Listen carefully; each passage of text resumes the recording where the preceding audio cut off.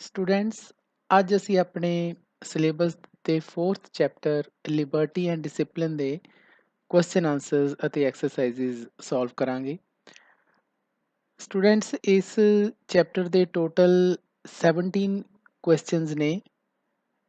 ਜਿਵੇਂ ਕਿ ਤੁਹਾਨੂੰ 4 ਕੁਐਸਚਨਸ ਪਹਿਲੇ ਪੇਜ ਤੇ ਦਿਖ ਰਹੇ ਨੇ ਤੇ ਫਿਰ 17 ਕੁਐਸਚਨਸ ਤੱਕ ਅਗਲੇ ਪੇਜ ਤੇ ਨੇ। ਇਹ ਸਾਰੇ ਸ਼ਾਰਟ ਆਨਸਰ ਟਾਈਪ ਕੁਐਸਚਨਸ ਨੇ। ਤਾਂ ਸਭ ਤੋਂ ਪਹਿਲਾਂ ਅਸੀਂ ਇਹਨਾਂ ਨੂੰ ਹੀ ਸੋਲਵ ਕਰਾਂਗੇ।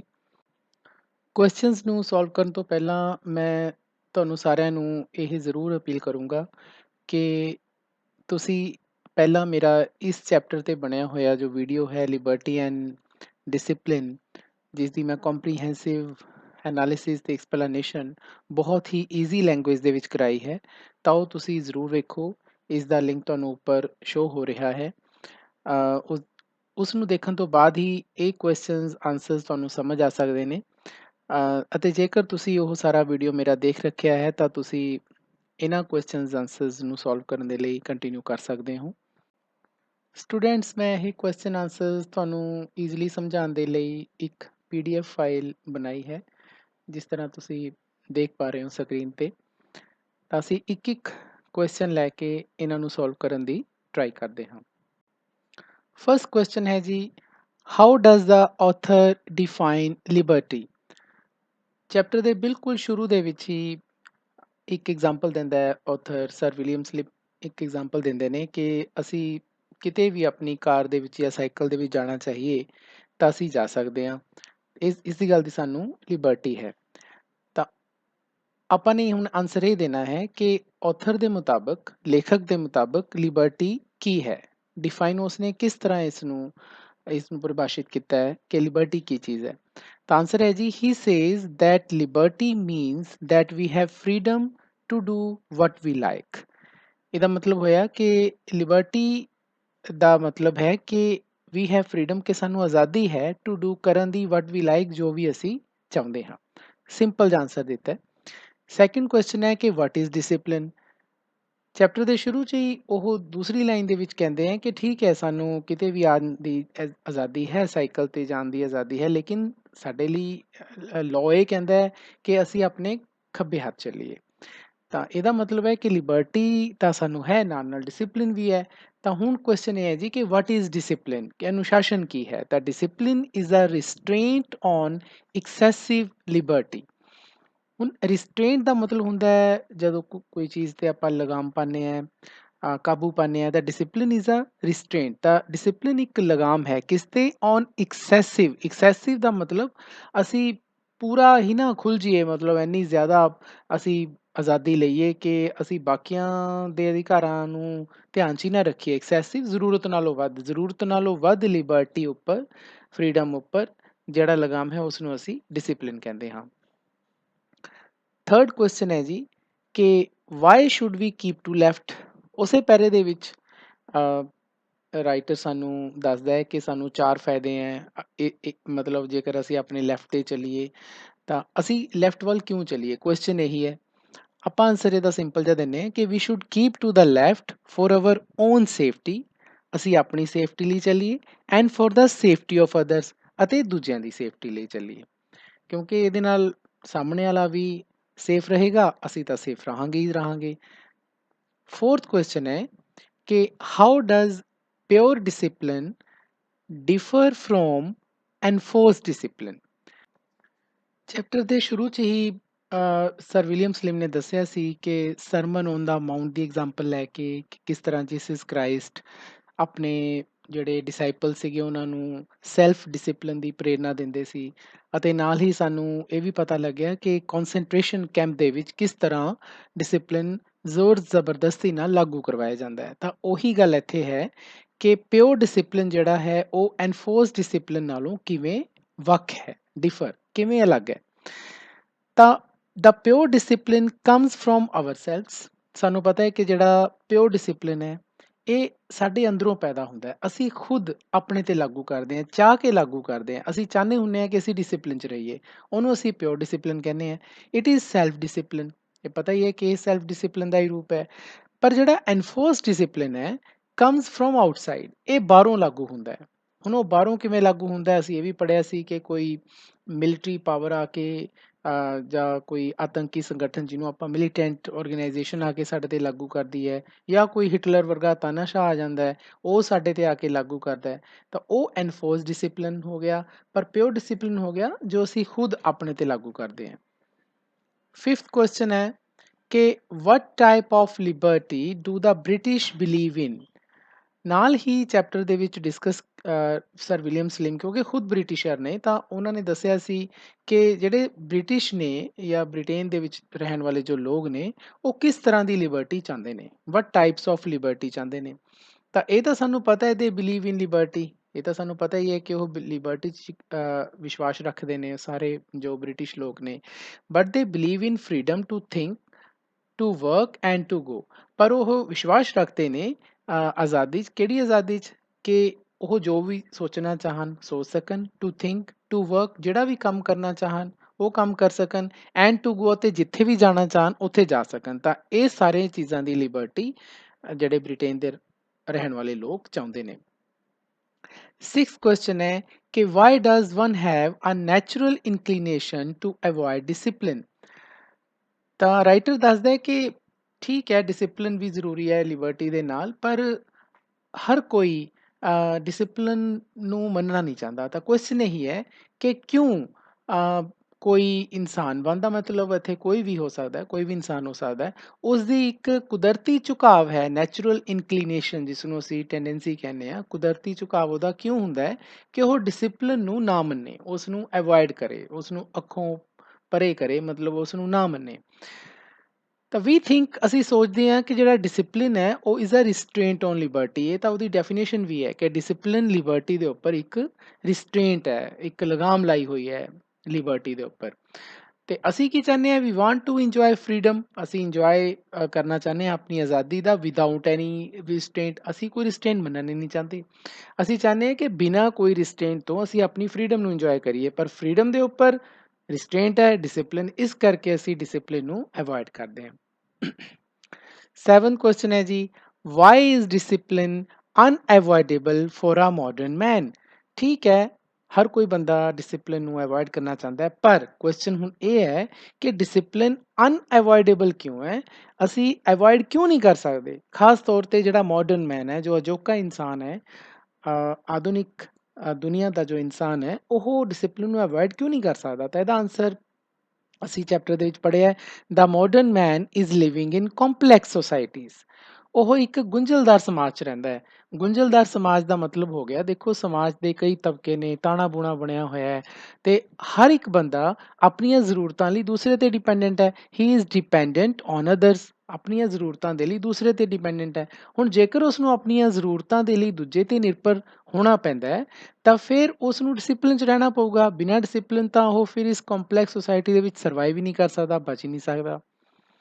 8th question, how did the author acknowledge the salute of a private soldier?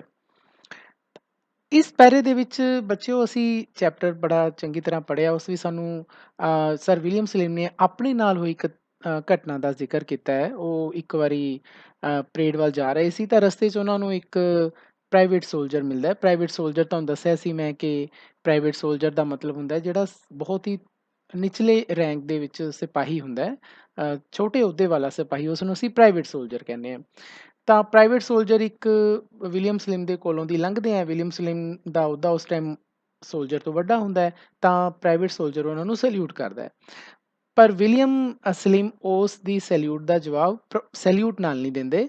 ਉਹੀ ਕੁਐਸਚਨ ਹੈ ਕਿ ਹਾਊ ਡਿਡ ਦੀ ਆਥਰ, ਕਿਵੇਂ ਲੇਖਕ ਨੇ ਪ੍ਰਾਈਵੇਟ ਸੋਲਜਰ ਦੇ ਸੈਲਿਊਟ ਨੂੰ ਐਕਨੋਲੇਜ ਕੀਤਾ, ਜਾਂ ਐਕਨੋਲੇਜ ਦਾ ਮਤਲਬ ਕਿਵੇਂ ਮੰਨਿਆ ਉਸ ਨੂੰ, ਜਾਂ ਉਸ ਵੱਲ ਕਿਸ ਤਰ੍ਹਾਂ ਰਿਸਪੌਂਸ ਦਿੱਤਾ। He acknowledged the soldier's salute with an airy wave of his hand. ਤਾਂ ਉਸਨੇ ਸੋਲਜਰ ਦਾ ਜਿਹੜਾ ਸਲੂਟ ਸੀਗਾ ਉਸ ਦੇ ਬਦਲੇ 'ਚ ਆਪ ਸਲੂਟ ਨਹੀਂ ਮਾਰਿਆ। ਕੀ ਕੀਤਾ? With an airy wave of his hand, ਸਿਰਫ ਹੱਥ ਹਿਲਾਤਾ ਹਵਾ 'ਚ, ਜਿਵੇਂ ਆਪਾਂ ਕਿਸੇ ਨੂੰ ਬਾਏ ਬਾਏ ਜਾਂ ਟਾਟਾ ਕਰਦੇ ਹਾਂ, ਇਸ ਤਰ੍ਹਾਂ with an airy wave of his hand ਦੇ ਨਾਲ ਉਹਨਾਂ ਨੇ ਸੋਲਜਰ ਦੇ ਸੈਲਿਊਟ ਨੂੰ ਐਕਨੋਲੇਜ ਕੀਤਾ। ਨਾਲ ਹੀ ਕੁਐਸਚਨ ਹੋਰ ਹੈ ਬੱਚਿਓ ਇਸ 'ਚ ਕਿ how did the colonel punish the author for not returning a salute properly. ਤਾਂ ਜਦੋਂ ਉਹਨਾਂ ਨੇ ਏਅਰੀ ਵੇਵ ਦੇ ਨਾਲ ਉਸ ਪ੍ਰਾਈਵੇਟ ਸੋਲਜਰ ਦੇ ਸੈਲਿਊਟ ਨੂੰ ਐਕਨੋਲੇਜ ਕੀਤਾ, ਤਾਂ ਇਹ ਸਾਰਾ ਕੰਮ ਜੋ ਵੀ ਹੋਇਆ ਉਹਨਾਂ ਦੇ ਪਿੱਛੇ ਆਂਦੇ ਉਹਨਾਂ ਦੇ ਕਰਨਲ ਨੇ, ਜੋ ਉਹਨਾਂ ਤੋਂ ਅਹੁਦੇ 'ਚ ਵੱਡੇ ਨੇ, ਉਹਨਾਂ ਨੇ ਦੇਖ ਲਿਆ। ਤਾਂ ਕੁਐਸਚਨ ਹੁਣ ਇਹ ਹੈ ਕਿ ਕਿਵੇਂ ਉਸ ਕਰਨਲ ਨੇ ਆਥਰ ਨੂੰ, ਲੇਖਕ ਨੂੰ, ਮਤਲਬ ਸਰ ਵਿਲੀਅਮ ਸਲਿਮ ਨੂੰ ਪਨਿਸ਼ ਕੀਤਾ, ਸਜ਼ਾ ਦਿੱਤੀ, ਕਿਉਂਕਿ ਉਹਨਾਂ ਨੇ ਸੈਲਿਊਟ ਨੂੰ, ਜੋ ਕਿ ਪ੍ਰਾਈਵੇਟ ਸੋਲਜਰ ਨੇ ਉਹਨਾਂ ਨੂੰ ਸੈਲਿਊਟ ਕੀਤਾ ਸੀ, ਉਸ ਨੂੰ ਪ੍ਰੋਪਰਲੀ ਰਿਟਰਨ ਨਹੀਂ ਕੀਤਾ। ਇੱਕ ਸਿਪਾਹੀ ਦਾ ਫਰਜ਼ ਹੁੰਦਾ ਬੱਚਿਓ, ਆਰਮੀ ਦੇ ਵਿੱਚ ਕਿਸੇ ਵੀ ਅਫਸਰ ਦਾ ਫਰਜ਼ ਹੁੰਦਾ ਹੈ, ਜੇਕਰ ਤੁਹਾਨੂੰ ਕੋਈ ਸੈਲਿਊਟ ਮਾਰਦਾ ਤਾਂ ਤੁਹਾਨੂੰ ਬਦਲੇ 'ਚ ਉਸ ਨੂੰ ਸੈਲਿਊਟ ਕਰਨਾ ਪੈਂਦਾ ਹੈ। ਕਿਉਂਕਿ ਉਹਨਾਂ ਨੇ ਸੈਲਿਊਟ ਨਹੀਂ ਸੀ ਕੀਤਾ, ਸਿਰਫ ਇੱਕ ਹੱਥ ਜਿਹਾ ਹਿਲਾਤਾ ਸੀ। ਤਾਂ ਫਿਰ ਕਰਨਲ ਨੇ ਆਥਰ ਨੂੰ ਪਨਿਸ਼ ਕਿਵੇਂ ਕੀਤਾ, ਕਿਵੇਂ ਕੀਤਾ। ਤਾਂ ਬੱਚਿਓ ਅਸੀਂ ਇਹ ਸਾਰੀ ਪੜ੍ਹੀ ਹੈ ਘਟਨਾ। ਕਰਨਲ ਸਾਹਿਬ ਨੇ ਫਿਰ ਆਪਣੇ ਨਾਲ ਜਾ ਰਹੇ ਸਾਰਜੈਂਟ ਸਾਹਿਬ ਨੂੰ ਬੁਲਾਇਆ ਅਤੇ ਉਹਨਾਂ ਨੂੰ ਕਿਹਾ, ਤੁਸੀਂ ਆਪਣਾ ਜਿਹੜੀ ਛੜ ਹੈ ਇੱਥੇ ਰੱਖੋ, ਜਿਹੜੀ ਤੁਸੀਂ ਇੱਕ ਸਟਾਫ ਰੱਖਿਆ ਹੋਇਆ ਆਪਣੇ ਕੋਲੇ, ਉਹਨੂੰ ਇੱਥੇ ਰੱਖੋ, ਅਤੇ ਇਹ ਆ ਕੇ ਵਿਲੀਅਮ ਸਲਿਮ ਹੈ ਜੋ, ਇਸ ਆ ਕੇ ਇੱਥੇ ਪ੍ਰੈਕਟਿਸ ਕਰੇਗਾ ਸੈਲਿਊਟ ਮਾਰਨ ਦੀ। ਤਾਂ ਇਹੀ ਆਨਸਰ ਹੈ ਜੀ। ਦਾ ਕਰਨਲ ਆਸ the sergeant major to plant his staff in the ground, ਕਿ ਆਪਣੇ ਗਰਾਊਂਡ ਦੇ ਵਿੱਚ ਸਟਾਫ ਨੂੰ ਪਲਾਂਟ ਕਰੇ, ਉਸ ਨੂੰ ਬੁਲਾਵੇ ਅਤੇ ਉਸ ਨੂੰ ਉੱਥੇ ਖੜਾ ਕਰੇ। ਐਂਡ ਆਰਡਰ ਦੀ ਆਥਰ, ਅਤੇ ਆਥਰ ਨੂੰ ਉਹਨਾਂ ਨੇ ਆਰਡਰ ਕੀਤਾ, ਲੇਖਕ ਨੂੰ ਹੁਕਮ ਦਿੱਤਾ ਕਿ ਉਹ ਪ੍ਰੈਕਟਿਸ ਕਰੇ, ਕਾਹਦੀ, ਸੈਲਿਊਟ ਕਰਨ ਦੀ ਪ੍ਰੈਕਟਿਸ ਕਰੇ ਬਾਰ-ਬਾਰ, ਫॉर 10 ਮਿੰਟਸ, 10 ਮਿੰਟ ਤੱਕ ਉਹ ਇਹ ਕੰਮ ਕਰੇ, ਤਾਂ ਕਿ ਉਸ ਨੂੰ ਪ੍ਰੋਪਰਲੀ ਸੈਲਿਊਟ ਕਰਨਾ ਆ ਜਾਏ ਕਿ ਸੈਲਿਊਟ ਕਰੀਦਾ ਕਿਵੇਂ ਹੁੰਦਾ। 10th question, what did the colonel tell the author about the discipline? ਫਿਰ ਇਹ ਘਟਨਾ ਤੋਂ ਬਾਅਦ ਕਰਨਲ ਸਾਹਿਬ, ਤੁਹਾਨੂੰ ਪਤਾ ਹੈ, ਆਥਰ ਨੂੰ ਆਪਣੇ ਕੋਲੇ ਬੁਲਾਉਂਦੇ ਨੇ, ਫਿਰ ਉਹ ਕੁਝ ਕਹਿੰਦੇ ਨੇ, ਉਸ ਦੇ ਬਾਰੇ ਕੁਐਸਚਨ ਹੈ ਕਿ ਕਰਨਲ ਸਾਹਿਬ ਨੇ ਲੇਖਕ ਨੂੰ, ਆਥਰ ਨੂੰ ਕੀ ਦੱਸਿਆ ਅਬਾਊਟ ਦਾ ਡਿਸਿਪਲਿਨ ਬਾਰੇ। ਤਾਂ ਉਹ ਇੱਕੋ ਹੀ ਲਾਈਨ ਬੱਚੇ ਉਹ ਬੁਲਾ ਕੇ ਉਹ ਕਹਿੰਦੇ ਨੇ, the colonel told him that discipline begins with the officers, ਕਿ ਜਿਹੜਾ ਡਿਸਿਪਲਿਨ ਹੈ ਇਹ ਆਫਿਸਰਸ ਦੇ ਨਾਲ ਸ਼ੁਰੂ ਹੁੰਦਾ ਹੈ, ਮਤਲਬ ਕਿ ਇਹ ਵੱਡੇ ਅਹੁਦੇ ਤੋਂ ਸ਼ੁਰੂ ਹੁੰਦਾ ਹੈ ਤਾਂ ਛੋਟੇ ਅਹੁਦੇ ਤੱਕ ਜਾਂਦਾ ਹੈ। ਜੇ ਵੱਡੇ ਅਫਸਰ ਹੀ ਡਿਸਿਪਲਿਨ ਨੂੰ ਇਗਨੋਰ ਕਰਨਗੇ ਤਾਂ ਛੋਟੇ ਅਫਸਰ ਡਿਸਿਪਲਿਨ ਨੂੰ ਕਿਉਂ ਮੰਨਣਗੇ। ਤਾਂ ਇਹੀ ਆਨਸਰ ਹੈ। ਬੜਾ ਇੰਪੋਰਟੈਂਟ ਕੁਐਸਚਨ ਹੈ ਬੱਚਿਓ। ਨੈਕਸਟ ਕੁਐਸਚਨ ਹੈ ਕਿ how can the leader build up the leadership of his team. ਕਿਵੇਂ ਇੱਕ ਜਿਹੜਾ ਲੀਡਰ ਹੁੰਦਾ ਹੈ, ਨੇਤਾ ਹੁੰਦਾ ਹੈ, ਉਹ ਆਪਣੀ ਟੀਮ ਦੀ ਜੋ ਲੀਡਰਸ਼ਿਪ ਹੈ ਉਸ ਨੂੰ ਬਣਾ ਸਕਦਾ ਹੈ, ਬਿਲਡਅਪ ਕਰ ਸਕਦਾ, ਉਸ ਨੂੰ ਕਿਸ ਤਰ੍ਹਾਂ ਬਣਾ ਸਕਦਾ ਹੈ। ਤਾਂ ਬੱਚਿਓ ਮੈਂ ਤੁਹਾਨੂੰ ਚੈਪਟਰ ਸਮਝਾਉਂਦੇ ਹੋਏ ਬੜਾ ਡਿਟੇਲ ਸਮਝਾਇਆ ਸੀ ਕਿ ਇੱਕ ਲੀਡਰ ਤੇ ਬੌਸ ਦੇ ਵਿੱਚ ਫਰਕ ਹੁੰਦਾ ਹੈ। ਲੀਡਰ ਕੀ ਕੰਮ ਕਰਦਾ, ਉਹ ਆਪਣੇ ਨੀਚੇ ਕੰਮ ਕਰਨ ਵਾਲਿਆਂ ਦੇ ਨਾਲ ਖੁਦ ਲੱਗਦਾ ਹੈ ਨਾਲ, ਤੇ ਫਿਰ ਉਹਨਾਂ ਨੂੰ ਸਕਸੈਸਫੁਲ ਲੈ ਕੇ ਜਾਂਦਾ ਹੈ। ਪਰ ਇੱਕ ਬੌਸ ਕੀ ਕਰਦਾ ਹੈ, ਉਹ ਜੇਬਾਂ ਛੱਤ ਪਾ ਕੇ ਆਪਣਾ ਕੋਟ ਪੈਂਟ ਪਾ ਕੇ ਖੜਾ ਹੈ ਅਤੇ ਕਹੀ ਜਾਂਦਾ ਕਿ ਕੰਮ ਕਰੋ ਕੰਮ ਕਰੋ, ਉਹ ਡਿਕਟੇਟਰਸ਼ਿਪ ਕਰਦਾ ਹੈ। ਮਤਲਬ ਉਹ ਕੋਈ ਲੀਡਰਸ਼ਿਪ ਵਾਲੀ ਉਸ 'ਚ ਕੁਆਲਿਟੀ ਨਹੀਂ ਹੁੰਦੀ। ਤਾਂ ਕੁਐਸਚਨ ਇਹੀ ਹੈ ਕਿ ਇੱਕ ਲੀਡਰ ਆਪਣੀ ਟੀਮ ਦੀ ਵਧੀਆ ਤਰੀਕੇ ਨਾਲ ਲੀਡਰਸ਼ਿਪ ਕਿਸ ਤਰ੍ਹਾਂ ਕਰ ਸਕਦਾ ਹੈ। ਤਾਂ ਆਨਸਰ ਹੈ ਜੀ, the leader should accept a higher degree of responsibility and self discipline. ਤਾਂ ਲੀਡਰ ਨੂੰ ਮੰਨਣਾ ਚਾਹੀਦਾ ਹੈ ਅ ਹਾਇਰ ਡਿਗਰੀ, ਇੱਕ ਉੱਚੇ ਡਿਗਰੀ ਵਾਲੀ ਰਿਸਪੌਂਸਿਬਿਲਿਟੀ ਮੰਨਣੀ ਚਾਹੀਦੀ ਹੈ, ਕਿਉਂਕਿ ਉਸ ਦੀ ਜ਼ਿੰਮੇਦਾਰੀ ਹੈ। ਉਸ ਨੂੰ ਜ਼ਿੰਮੇਦਾਰੀ ਨੂੰ ਸਮਝਣਾ ਚਾਹੀਦਾ ਹੈ ਅਤੇ ਆਪਣੇ ਤੇ ਸੈਲਫ ਡਿਸਿਪਲਿਨ ਪਹਿਲਾਂ ਇੰਪੋਜ਼ ਕਰਨਾ ਚਾਹੀਦਾ ਉਸ ਨੂੰ। ਹੁਣ ਇੱਥੇ ਹਾਇਰ ਡਿਗਰੀ ਦਾ ਮਤਲਬ ਇਹ ਹੋ ਗਿਆ ਬੱਚਿਓ ਕਿ ਠੀਕ ਹੈ, ਜ਼ਿੰਮੇਦਾਰੀ ਤਾਂ ਸਾਰਿਆਂ ਦੀ ਹੈ, ਉਸਦੀ ਟੀਮ 'ਚ ਜਿਹੜੇ ਉਸਦੇ ਨੀਚੇ ਕੰਮ ਕਰਨ ਵਾਲੇ ਉਸਦੇ ਇੰਪਲਾਈਜ਼ ਨੇ, ਉਹਨਾਂ ਦੀ ਵੀ ਰਿਸਪੌਂਸਿਬਿਲਿਟੀ ਹੈ, ਪਰ ਬੀਇੰਗ ਅ ਲੀਡਰ ਉਸਦੀ ਜ਼ਿਆਦਾ ਵੱਡੀ ਜ਼ਿੰਮੇਦਾਰੀ ਹੈ। ਇਸ ਕਰਕੇ ਉਹ ਉਹਨਾਂ ਦੇ ਨਾਲ ਲੱਗ ਕੇ ਕੰਮ ਕਰੇ, ਅਸਲੀ ਲੀਡਰ ਬਣੇ, ਨਾ ਕਿ ਬੌਸ ਬਣੇ, ਤੇ ਆਪਣੇ ਆਪ ਨੂੰ ਸੈਲਫ ਡਿਸਿਪਲਿਨ 'ਚ ਵੀ ਰੱਖੇ। ਤਾਂ ਇਹ ਇਹਦਾ ਆਨਸਰ ਹੋ ਗਿਆ ਜੀ। ਨੈਕਸਟ ਕੁਐਸਚਨ ਹੈ 12ਵਾਂ ਕੁਐਸਚਨ ਕਿ what according to the author was not a new technique invented in the last war। ਇਹ ਮੈਂ ਤੁਹਾਨੂੰ ਸਮਝਾਉਂਦੇ ਹੋਏ ਬੱਚਿਓ ਚੈਪਟਰ ਦੱਸਿਆ ਸੀ ਕਿ ਬ੍ਰਿਟਿਸ਼ ਵਾਰ ਦੀ ਗੱਲ ਹੋਈ ਹੈ, ਲਾਸਟ ਵਾਰ ਦਾ ਮਤਲਬ। ਤਾਂ ਉੱਥੇ ਦੱਸਿਆ ਸੀ ਆਥਰ ਨੇ, ਸਰ ਵਿਲੀਅਮ ਸਲਿਮ ਨੇ, ਕਿ ਜਿਹੜੀ ਡਿਸਿਪਲਿਨ ਵਾਲੀ ਗੱਲ ਹੈ ਜਾਂ ਲੀਡਰਸ਼ਿਪ ਵਾਲੀ ਗੱਲ ਹੈ, ਇਹ ਕੋਈ ਨਵੀਂ ਟੈਕਨੀਕ ਨਹੀਂ ਹੈ ਜਿਹੜੀ ਕਿ ਲਾਸਟ ਵਾਰ ਦੇ ਵਿੱਚ ਇਜਾਦ ਹੋਈ ਹੈ। ਇਨਵੈਂਟ ਦਾ ਮਤਲਬ ਇਜਾਦ ਹੋਣਾ ਹੈ, ਕੋਈ ਨਵੀਂ ਟੈਕਨੀਕ ਨਹੀਂ ਹੈ, ਮਤਲਬ ਇਹ ਪੁਰਾਣੇ ਸਮੇਂ ਤੋਂ ਹੀ ਚੱਲ ਰਹੀ ਸੀ ਚੀਜ਼। ਤਾਂ ਉਹ ਕਿਹੜੀ ਚੀਜ਼ ਸੀ। ਤਾਂ ਲੀਡਰ ਨੂੰ ਇਹ ਪਤਾ ਹੋਣਾ ਚਾਹੀਦਾ ਹੈ, must no the art of taking others in confidence. ਉਹ ਆਪਣੇ ਵਿਸ਼ਵਾਸ 'ਚ ਆਪਣੇ ਨਾਲ ਦੇ ਬੰਦਿਆਂ ਨੂੰ ਲਵੇ, ਇਹ ਲੀਡਰ ਨੂੰ ਪਤਾ ਹੋਣਾ ਚਾਹੀਦਾ ਹੈ।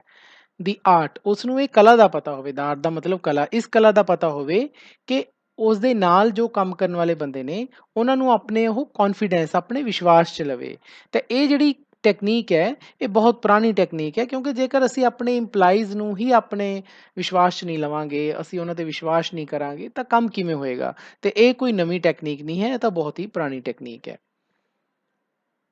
13th ਕੁਐਸਚਨ ਹੈ ਬੱਚਿਓ, ਹਾਊ ਕੈਨ ਯੂ ਸੇ, ਇੱਥੇ ਸਹੀ ਆਣਾ ਬੱਚਿਓ, ਠੀਕ ਕਰ ਲੈਂਦੇ ਆਪਾਂ, how can you say that discipline is not derogatory.